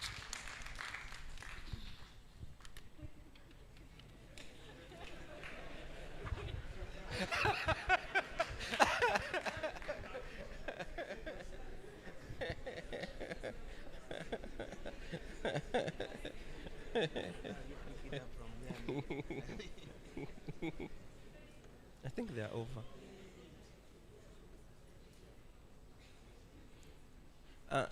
Lastly, as I conclude, I want to make sure he's happy. whether Honorable Minister, as your staff helped you understand properly what that slide means. Really, for me, you have to go back to the definition. If that is how you are defining it, let the definition be clear. I take you on by the your own definition. You know, it's a definition that you gave us. And until you have defined it properly, it is difficult for me to accept this. If it remains the way it is, I find that it's a contradiction with the reality that we see on the ground. So let's clarify on the concept. At the concept level. Yeah, I found also another one, but I'm looking for it. I can't find it on the Karimojong. The Karimojong region, Karamoja region, I can't find it. Yeah, it is a... Yeah, the unemployment number is at, is it 8.5, yes. somewhere. You know, and the Bukedi 37%. Recently, we are presenting here a report on the multidimensional poverty. And they are performing so poorly. The index was at 75, I think it was above 70. Yeah. It was above 70. 55. But they were the worst performers. Now, when it comes to employment, they are the best. They are biggest job creators. Even that one, I find a contradiction. And you may need to do more research and explain. You know, there are these outliers that you really need to explain. In statistics, we agree that they are outliers, but you may try to explain those outliers so that it is clear to the reader. Anyone will ask you if Karamoja is the worst in terms of poverty numbers. How come in terms of employment, they are among the best performers? Honorable Minister, we have an answer without even further research. We did find out that actually there are three things which Karamojong are doing. They're either doing charcoal burning, firewood, mining, those minings, and malwa. These are the, when you look at the activities, are these what they call the poor people do? Because like burning charcoal, when the forest is over, it is what? It is over. We did find out that actually that is their main work they are doing. And this cannot be sustainable in terms of creating employment, in terms of earning them more money, and in terms of sustainability, in terms of climate. So these are the issues. The work they do is so indecent.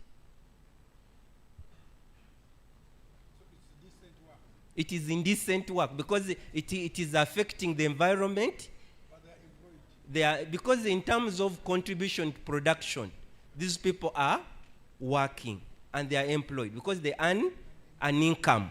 Because the definition is either earn an income or you get for a pay. So these people, and actually, Honorable Minister, when you look at all the UNHSs, the earlier surveys, this is where the major policy issue is coming.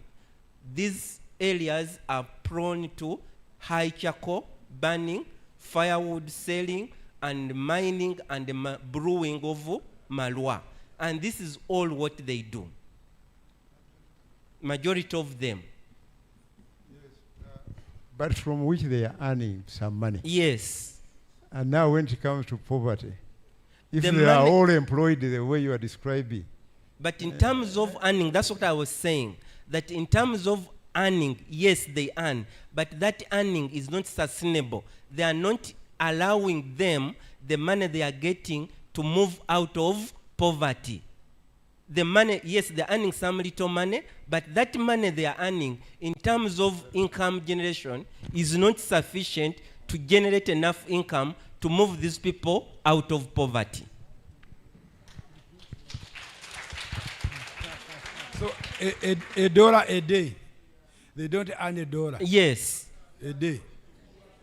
Yeah.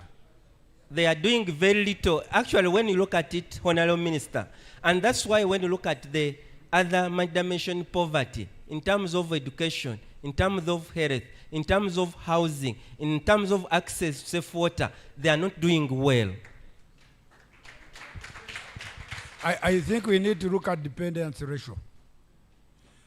This youth may be mining or in Chaco and gets, let's say, 10,000 after a week. But when you go to the household, the adult equivalent, the income, it is written to less than $1. Yes.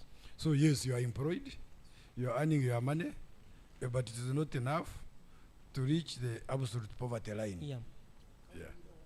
Kagwirawo akadistributing mu bantu chiwa. Chechu. In fact, now as a Minister for Planning, he needs to campaign Karamoja and ensure that the income they get from those activities, I think that's where minimum wage should even come. But I don't know how it will come in informal sector. Oh, no, PS, how are you going to enforce minimum wage if it is there in this informal setting? Yeah. But have you answered all questions? Yes, I think the one raised by some recommendation you have already answered. The issues of educational requirements you have already answered and also covered under the Human Resource Survey, which we are going to disseminate next week. So one round of questions and we conclude. The last round, if they are still there. The Honorable Member for Workers has risen her hand.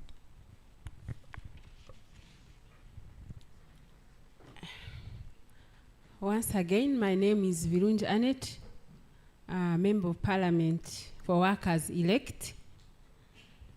Allow me stand on the protocol. Thank you so much. And please represent our interests. Yes. Very well. Allow me stand on the protocol already observed by others. I want to add my voice on the rest of the people who have appreciated the report of the Labor Market Survey 2025. And I want to really appreciate and say it will help us to shape the policies in Parliament for 2026-2031.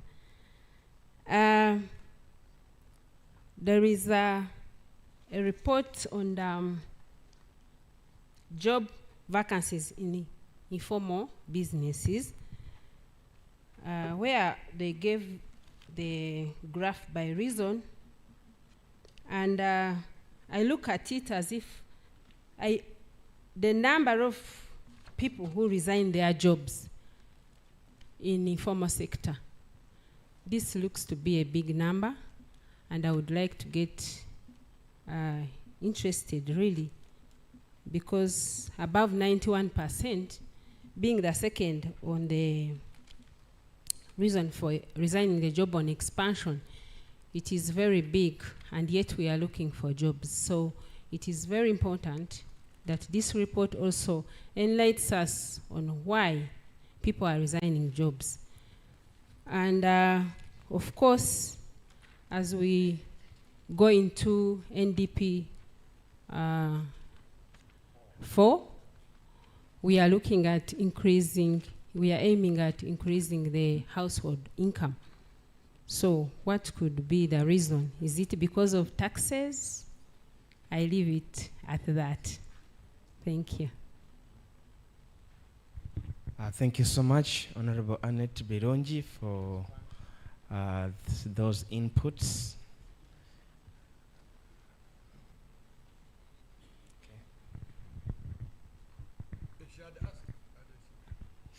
Sorry, I'm coming back again, not because I have a lot to speak, but the discussion that has been on made me to reminded me of something.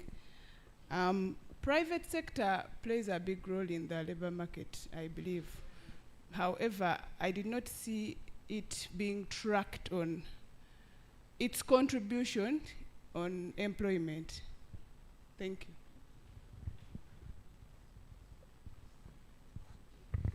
What do you mean by private? These businesses are private sector. Yes, I thought there would be... In fact, we did not include public service. Did we? This is just private sector. Yes, I thought there would be a separation between how much the private sector is contributing vis-a-vis the public sector. At least we would get statistics on how much we are getting from government employment alongside employment that is coming from the private sector. Okay, we are going to clarify it. But this is strictly private sector. It excludes the government, general government, generally.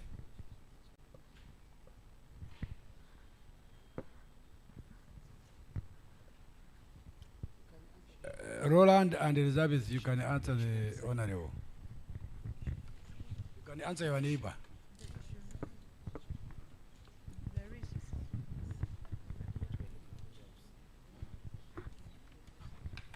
Honorable, thank you for your question. There are a number of reasons why people resign.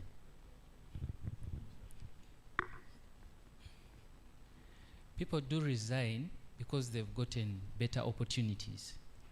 So in this survey, we did not cover the reason for resigning, but we were looking at why were job vacancies created.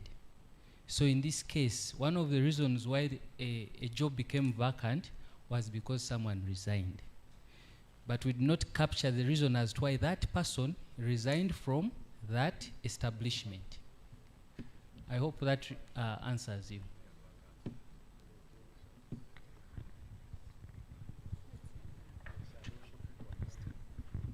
Excuse me, maybe moving forward, you should also be interested in that.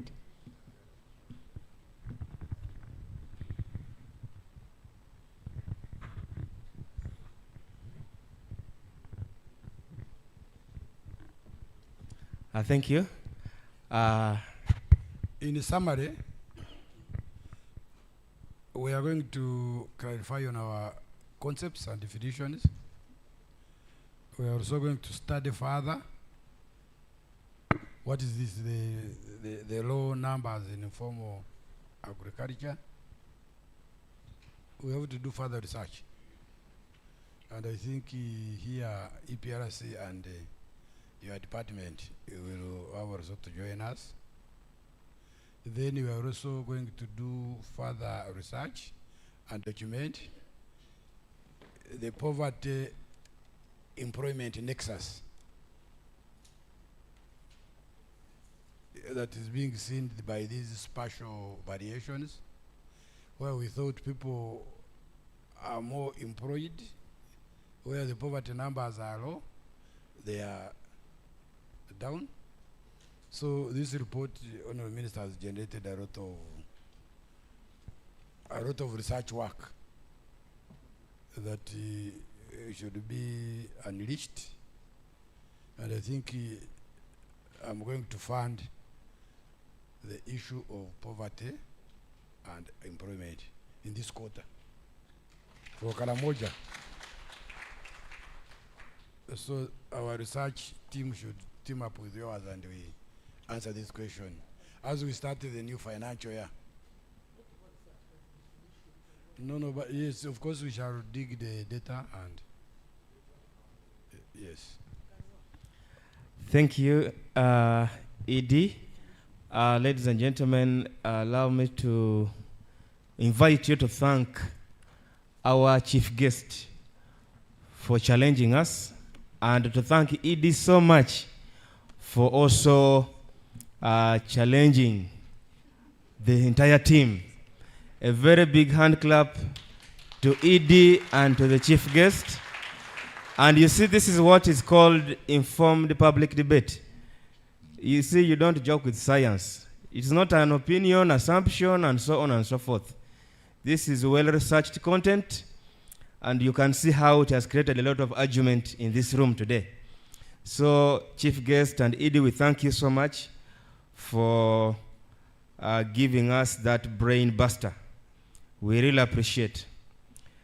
So, ladies and gentlemen, we are coming towards the end of our program today, and I would like you guys to join me to invite the PS in the Ministry of Gender, Labor and Social Development, Ms. Agrish Benge, who will then invite for us our chief guest to launch this report.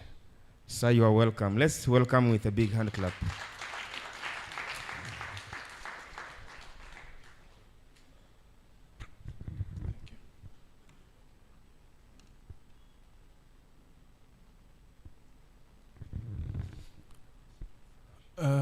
The Honourable Minister of State and our chief guest here today, the ED, members of the board, chair and members of the board, all of you distinguished ladies and gentlemen, a very good afternoon to you all.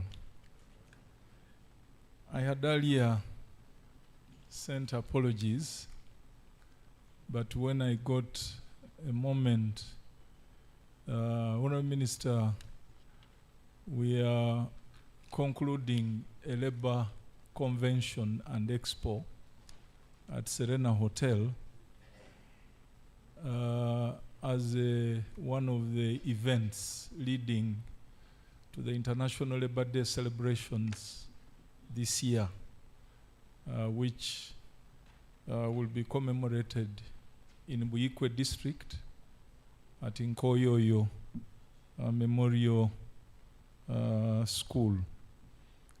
And I find this event very important in terms of delivering us to this year's celebrations, and that is why, one, I had asked my colleague Lillian here to make sure she's in at the time the proceedings begin. And once we are done with the right Honourable Deputy Speaker of Parliament, I felt duty-bound to join you. Why? The theme we chose for International Labour Day celebrations is safeguarding Uganda's progress, empowering the workforce, and promoting decent work for competitive enterprises. And that theme speaks, or what we are discussing here speaks exactly to the theme we are talking about.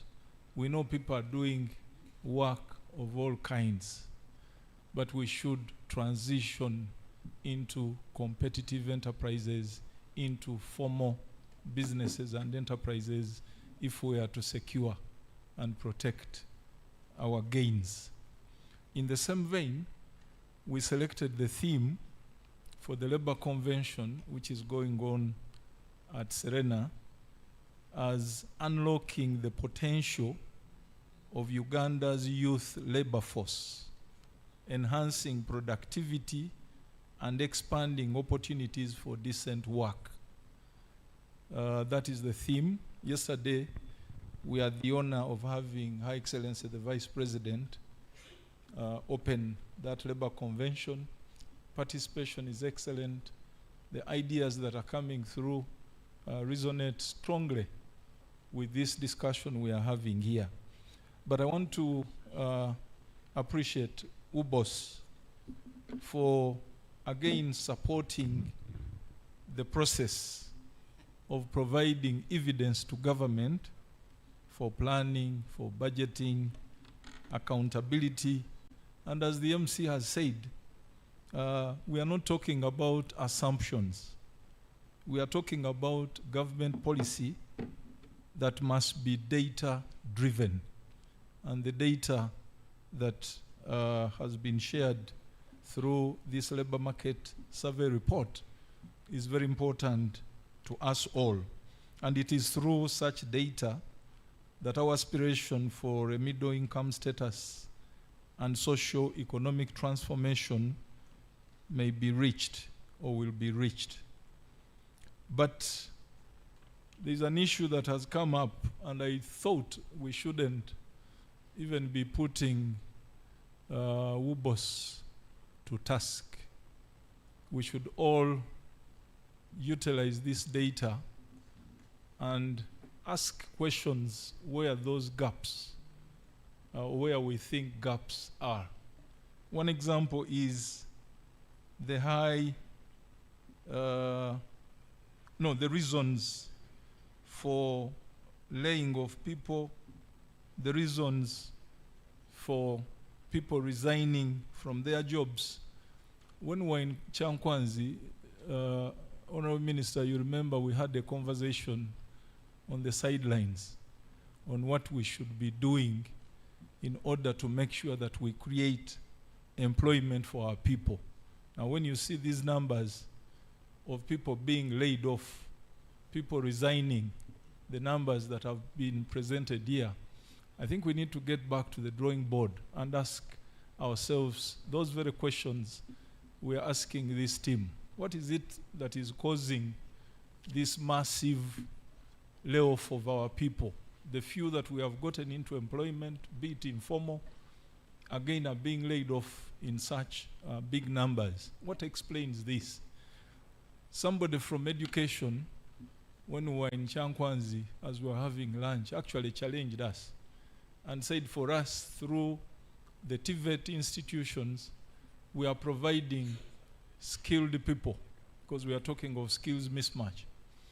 But many of them are not attracted to the workplaces because the workplaces are indecent, the workplaces are not being inspected, and they are not attractive. And that is not a question, according to this person, and I agree, that education should address. That is a question, he said, Gender, Labor and Social Development Ministry must take up. Are we inspecting these places enough? Are we ensuring that the workplaces are inclusive and therefore attract people in there and they stay in there? How about the low rate of formalization? What is the implication of that? And this report is confirming exactly that. But also, looking at youth unemployment in Uganda, while employment for the youth, given all the efforts that government has invested, presents us our biggest opportunity. There are also many risks when we look at these numbers that are being shared. So the labor market challenges that are being presented are fundamentally challenges to do with youth transition into the labor market. As they leave the schools, as they leave the universities, as they leave the colleges, what are we doing to facilitate that transition, to address issues of mismatch? I want to appreciate, Honourable Minister of Finance, that one of the areas PSST in our conversation has said Minister of Finance is keen to support programs in the area of apprenticeship to facilitate that transition. And in the budget for next financial year, they've earmarked an additional 10 billion Uganda shillings to support the apprenticeship program under the Ministry of Gender, so that we work together with Ministry of Education to facilitate that smooth transition. The experience that the employers out there are asking for is something we should facilitate deliberately and attach and link the market with the graduates. We are doing this even digitally to make sure that the employers can look at the skills, the competences that are on offer, and select these people, and we facilitate that smooth transition.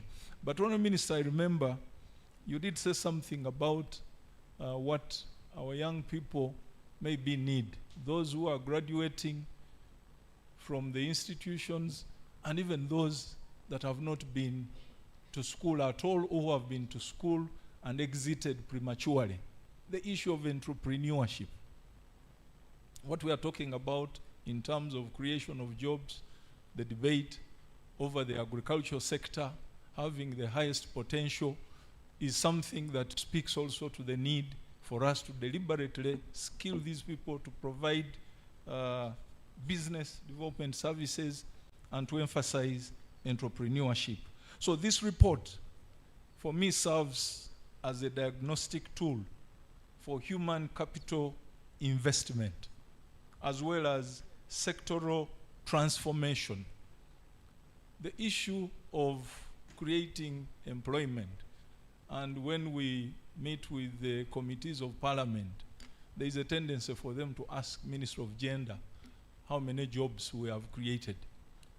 And we have continuously pleaded that the creation of jobs is not necessarily a function of Minister of Gender.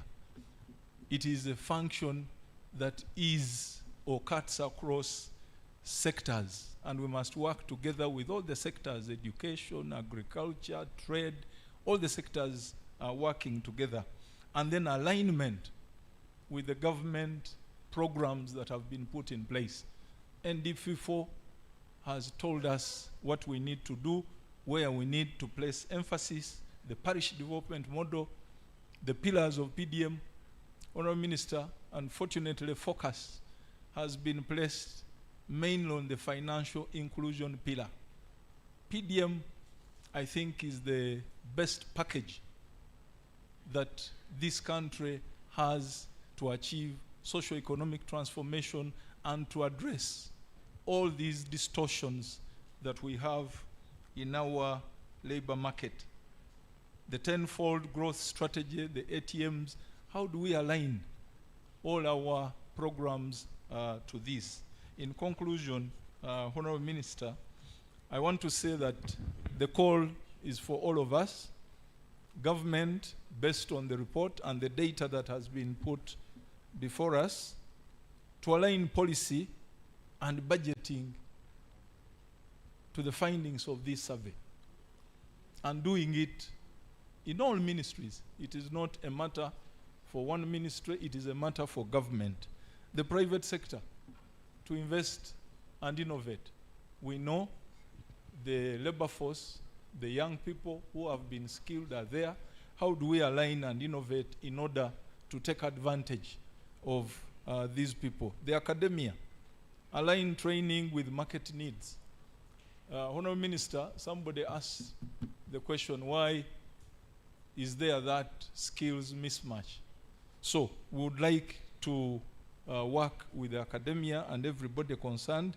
The future of Uganda's economy will be determined not just by how many people we employ, but how productively, inclusively, and sustainably we engage our human capital.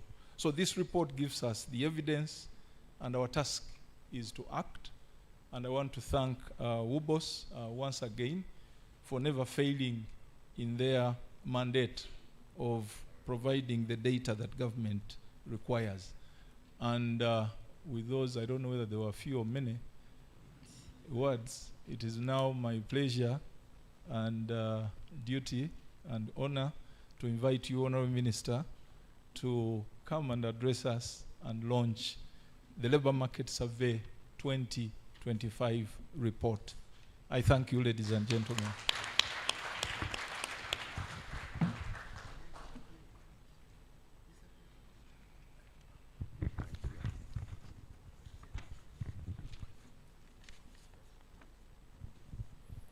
The Permanent Secretary, Minister of Gender, Labour and Social Development,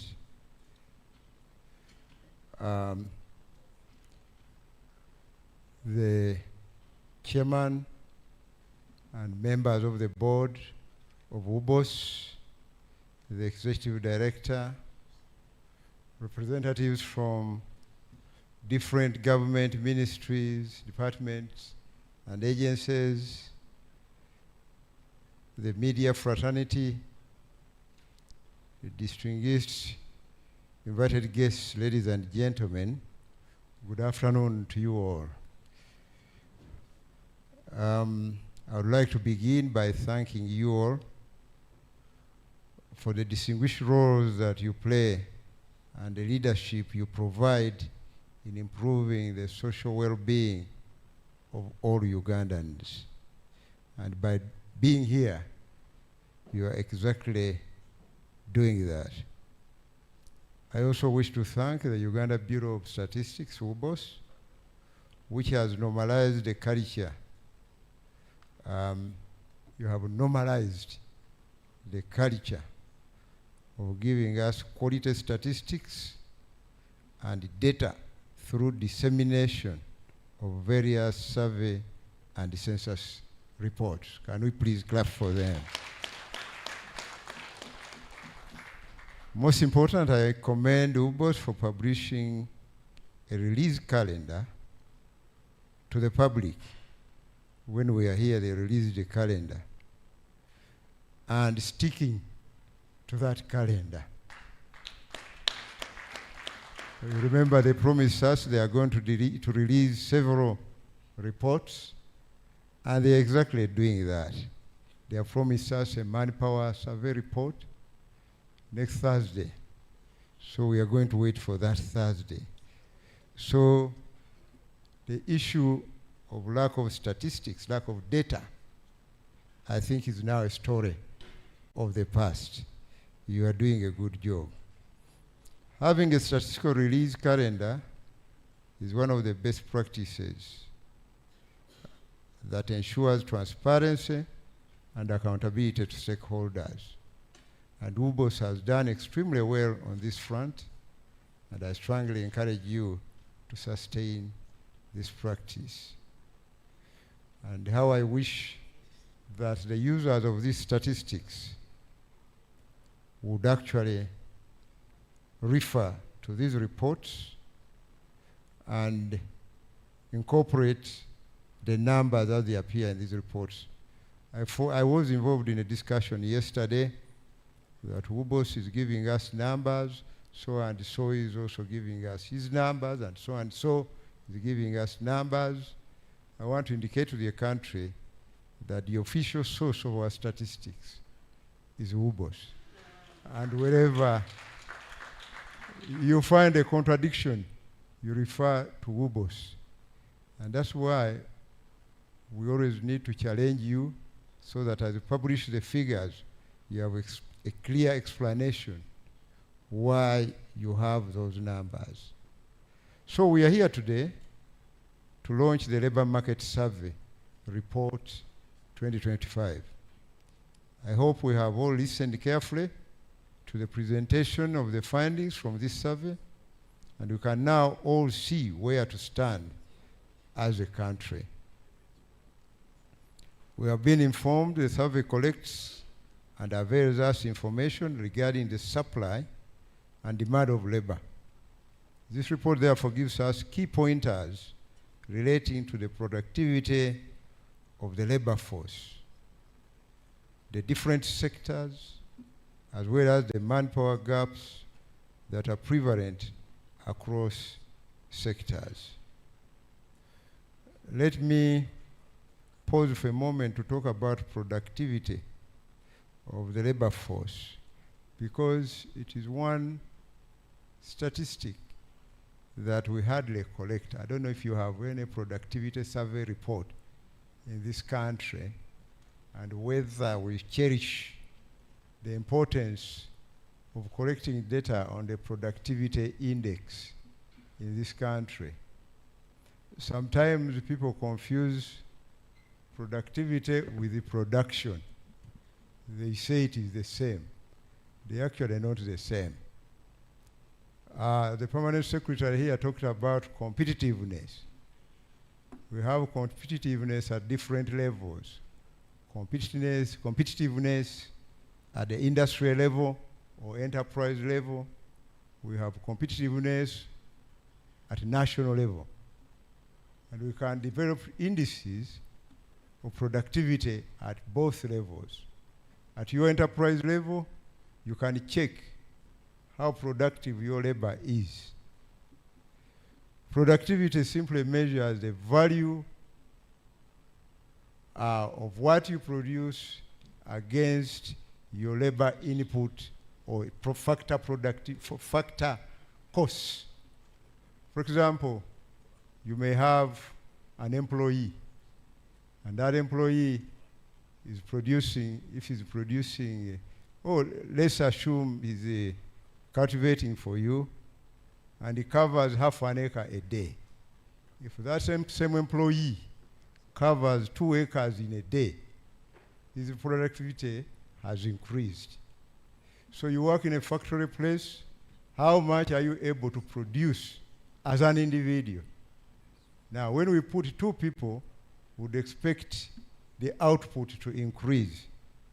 So the labor productivity, therefore, is the value of what that labor produces against the cost of that labor. Now, so that will give us the productivity index of that labor. Now, the productivity of our population is still very low. And I would implore you to try and include in the next survey data relating to productivity. It would be very useful to measure how productive our population is.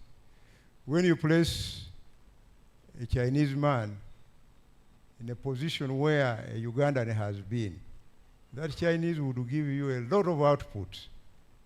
And you begin wondering, why is this Chinese giving me more than this Ugandan? Sometimes because of the skills gap. He's less skilled. This Ugandan is less skilled. I was in Italy one time, and I went to a very big restaurant, but there were very few workers there. But I observed how they were carrying plates. They would lay about 3 plates on this arm and 3 on this one. So they carry 6 plates to 6 different customers, 1 employee. And when you come to Uganda, one Ugandan is carrying 1 plate in both hands, one like this. Now, who is more productive than the other? So the Permanent Secretary of Labor really needs to promote this culture of productivity. How productive are we? And this is when we trace back and say, how skilled is my labor force? How trained are they? Sometimes we assume that they are very productive. You know, even in civil service, you find so many people employed, but they are producing nothing, completely nothing. You ask at the end of the day, what have they produced? Nothing. You know, but they have come, walked all the way to office, but they have produced nothing. So we can talk about the productivity of WUBOS. I think the productivity of WUBOS is increasing, is on an increasing trend. So the information from this survey also assists government to effectively plan and implement policy shifts necessary to reduce unemployment by supporting the skilling of labor. We are all aware government has strongly prioritized the transformation of the economy with a strong focus on uplifting every Ugandan into the money economy. When this is fully done, we should see a shrinking informal sector and more of the formal sector. The formal sector comes with very many opportunities, including decent employment for our citizens, improved sector regulation, and boosting domestic revenue collection through taxes. There are a lot of taxes that we don't collect, not because the law is not there, but because of this problem of informality. And you find that our tax to GDP ratio is very low, lying between 13 and 14%. Why? Because of this huge informal sector. You cannot trace them. They keep metamorphosing. Today they are in this color, tomorrow they are in a different color, so you cannot trace them. So a transformed labor economy works for all of us. It is the principal reason why the NRM government has rolled out multiple programs, such as Operation Wealth Creation, mainly to incentivize the dominant agricultural sector through value addition. The parish development model, which is an inclusive strategy, EMYOGA, youth, vocational skilling, etc. These programs have also been supplemented by our sustained call for investors. We may all notice the local investment agenda has yielded results through establishment of commercial industrial parks across the country, which are absorbing our labor and reducing unemployment. From the report, we are not yet doing enough on industrializing the country. You could see that the labor distribution is elsewhere. In the industrial sector, the employment turned out to be very low. So we need to be creating more industrial parks to take up all this idle labor that we find in towns across the country. From the results we have received, I'm happy to note that about, I think let me leave this section on these numbers because there has been a lot of contestation. I have already highlighted programs such as the Operation Wealth Creation and the parish development model are broad-based and will address existential labor productivity challenges. Most important, these programs are crucial for reducing further the prevalence of the subsistence economy within households, which currently stands at 33.1% compared to 66.9% households in the money economy. We want to take a leap forward and ensure more households graduate into the money economy and to gradually reduce the informality of our national labor force. I, for instance, note from the results we have received the existence of 1 million informal employees in the formal sector itself. This scenario creates a dual-layered workforce and inhibits the comprehensive improvement of employee welfare by denying the informal employees benefits such as social security. Many people are employed, by the way, but they are not doing the necessary contributions in terms of their retirement benefits. And these people are also denied long-term contracts. They are not so sure how long they are going to stay on the job. They can be chased away anytime. Safety precautions are not taken because of this informal labor within the formal organizations. Governments, therefore, will in the long run work on addressing some of these gaps. And this goes mainly to the minister in charge of labor, or to the permanent secretary in this case, in charge of labor. From results we have received, I'm happy to note that about 2.3 million former employees, nearly 30,000, or call it 1.3%, are employed in industrial parks. This shows that the government initiative is in the right direction. In the long run, we shall be able to capitalize on these developments to ensure that every Ugandan is gainfully employed, well remunerated, and motivated to spur high labor productivity levels. The productivity of labor has a ripple effect on the performance of the economy through increased outputs, tax returns, and manpower skilling. Government is consolidating and protecting the gains and making the right investments to address the productivity of labor in all aspects. From the statistics produced by UBOS, Uganda has one of the largest youthful population in the world. This is both a challenge and an opportunity. We need to continuously harness this population dividend through requisite public investment, and this cannot be done when our labor force is not producing at peak levels. In fact, recently I created a demographic dividend think tank to advise government on how best we can utilize this demographic dividend.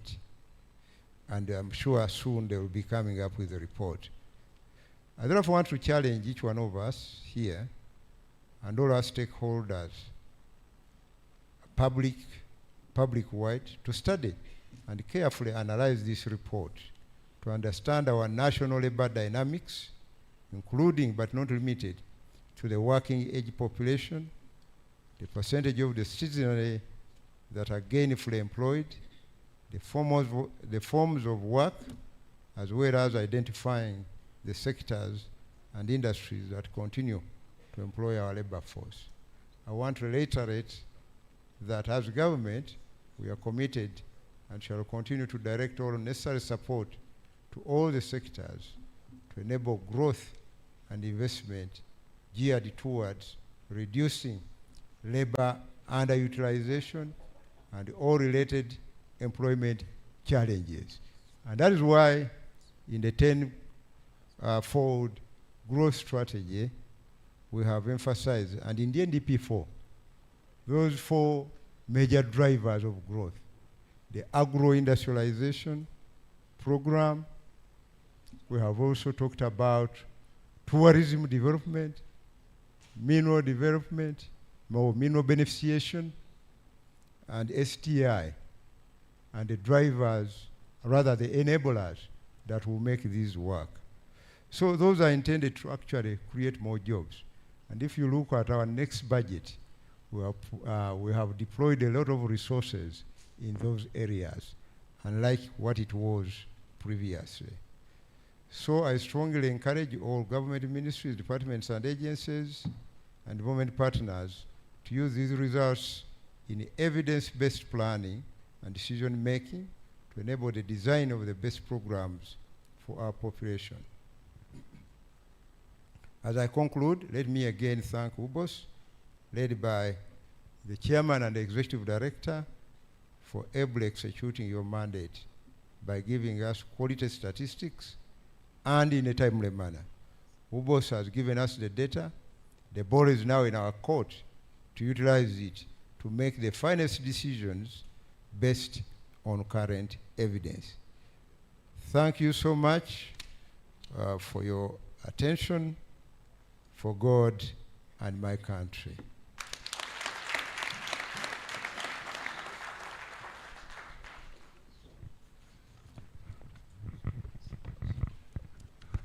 Honourable Minister, we go direct to launch the book.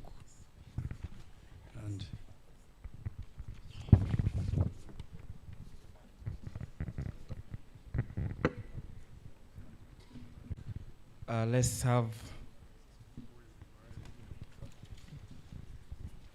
all the guests here move forward as we prepare to launch the report.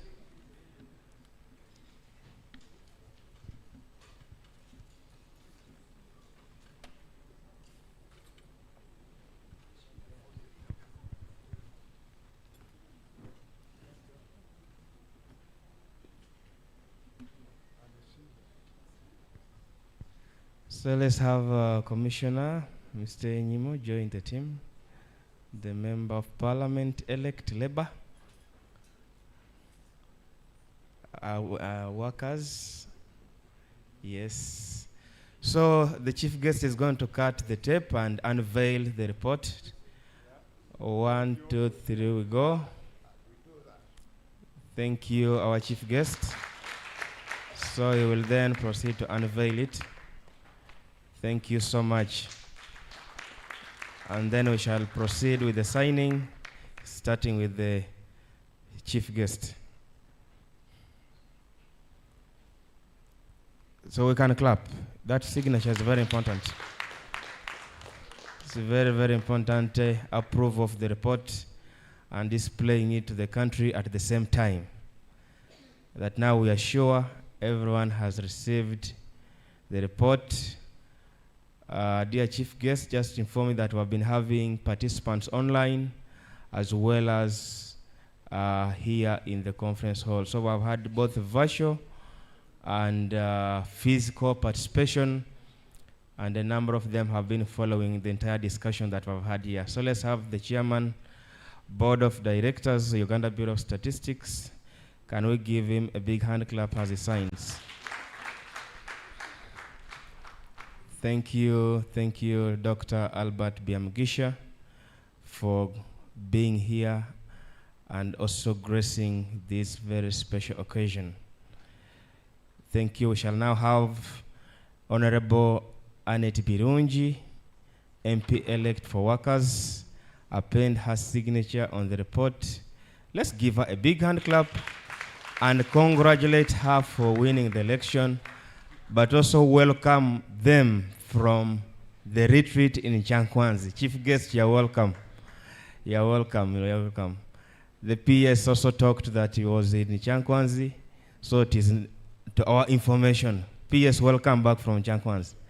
Let's clap for PS as he signs. And the board member, Madame Rosette Nakavuma, and the PS, they are signing together at the same time. Those are all very powerful signatures. Can we give them a very big hand clap? Yes, thank you so much. Thank you, Dr. Chibenge, for always being present to grace these status quo dissemination activities.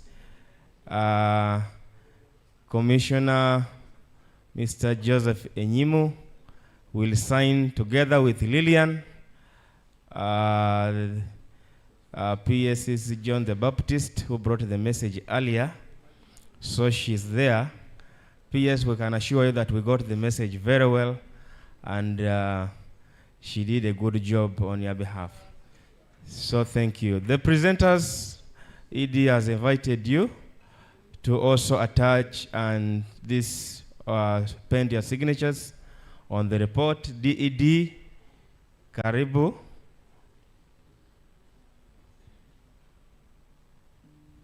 And our dear director, who's in charge of this report, Aliziki Kaudalobega, please come and append your signature. Can we clap for ED, the chief statistician, as he signs? And you know his signature is very rare. It starts from down going up. And then we now have DED. Let's also clap for him as he signs. We shall have director sign. HOD, Mr. Stephen Barahirwa. Please append your signature. Let's clap for the director economic statistics. That clap is not sufficient. Can we clap? Thank you. That is much better. That's much better. Where is Sharon Apio? Please join the team to sign on this report as the country receives and the whole world these very important findings on labor. So, Sharon, you better run. Otherwise, you will miss on the very important photograph. That is okay. Those are our presenters for today. Roland, you have signed? Thank you. So we shall request the team to move the reports. Private sector, local government, NPA, yes. Kindly come and sign on the report. That is private sector foundation. And then we have NPA, then we have Minister of Local Government. So all these are confirmatory evidence that the report has been commissioned by our chief guest and the Honorable Minister of State for Planning Amos Lugolobi. Thank you for coming and commissioning this report. So thank you so much. John, you could remove now the report, move it aside so that we can have a group photo. Some people can go up so that we can all be covered in this very important photograph.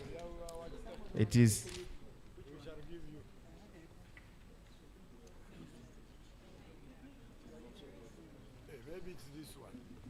Okay. Move it, John. Move the dummy on the side. No, let's move it to the other side. Yeah, we can't have a photo breaking in the middle.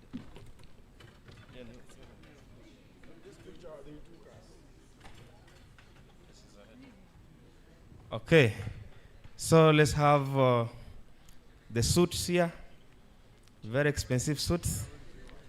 Very, very expensive suits, you can see.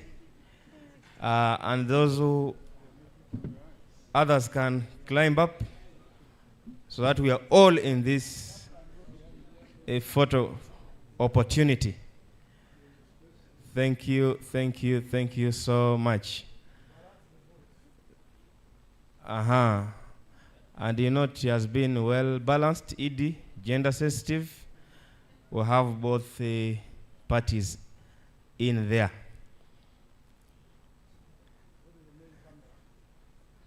The main camera is the one in the white shirt. That is actually Nancy's camera. I can see from here. Thank you so much. So we are going to have the ministers already close the workshop. We have lunch for every participant. The Honorable Member of Parliament and ED will be leading that team with our chief guest. We shall have lunch on 8th floor. And then other people will also have lunch on the ground floor. So once again, we thank you for coming. Next Thursday, we are disseminating, and we request that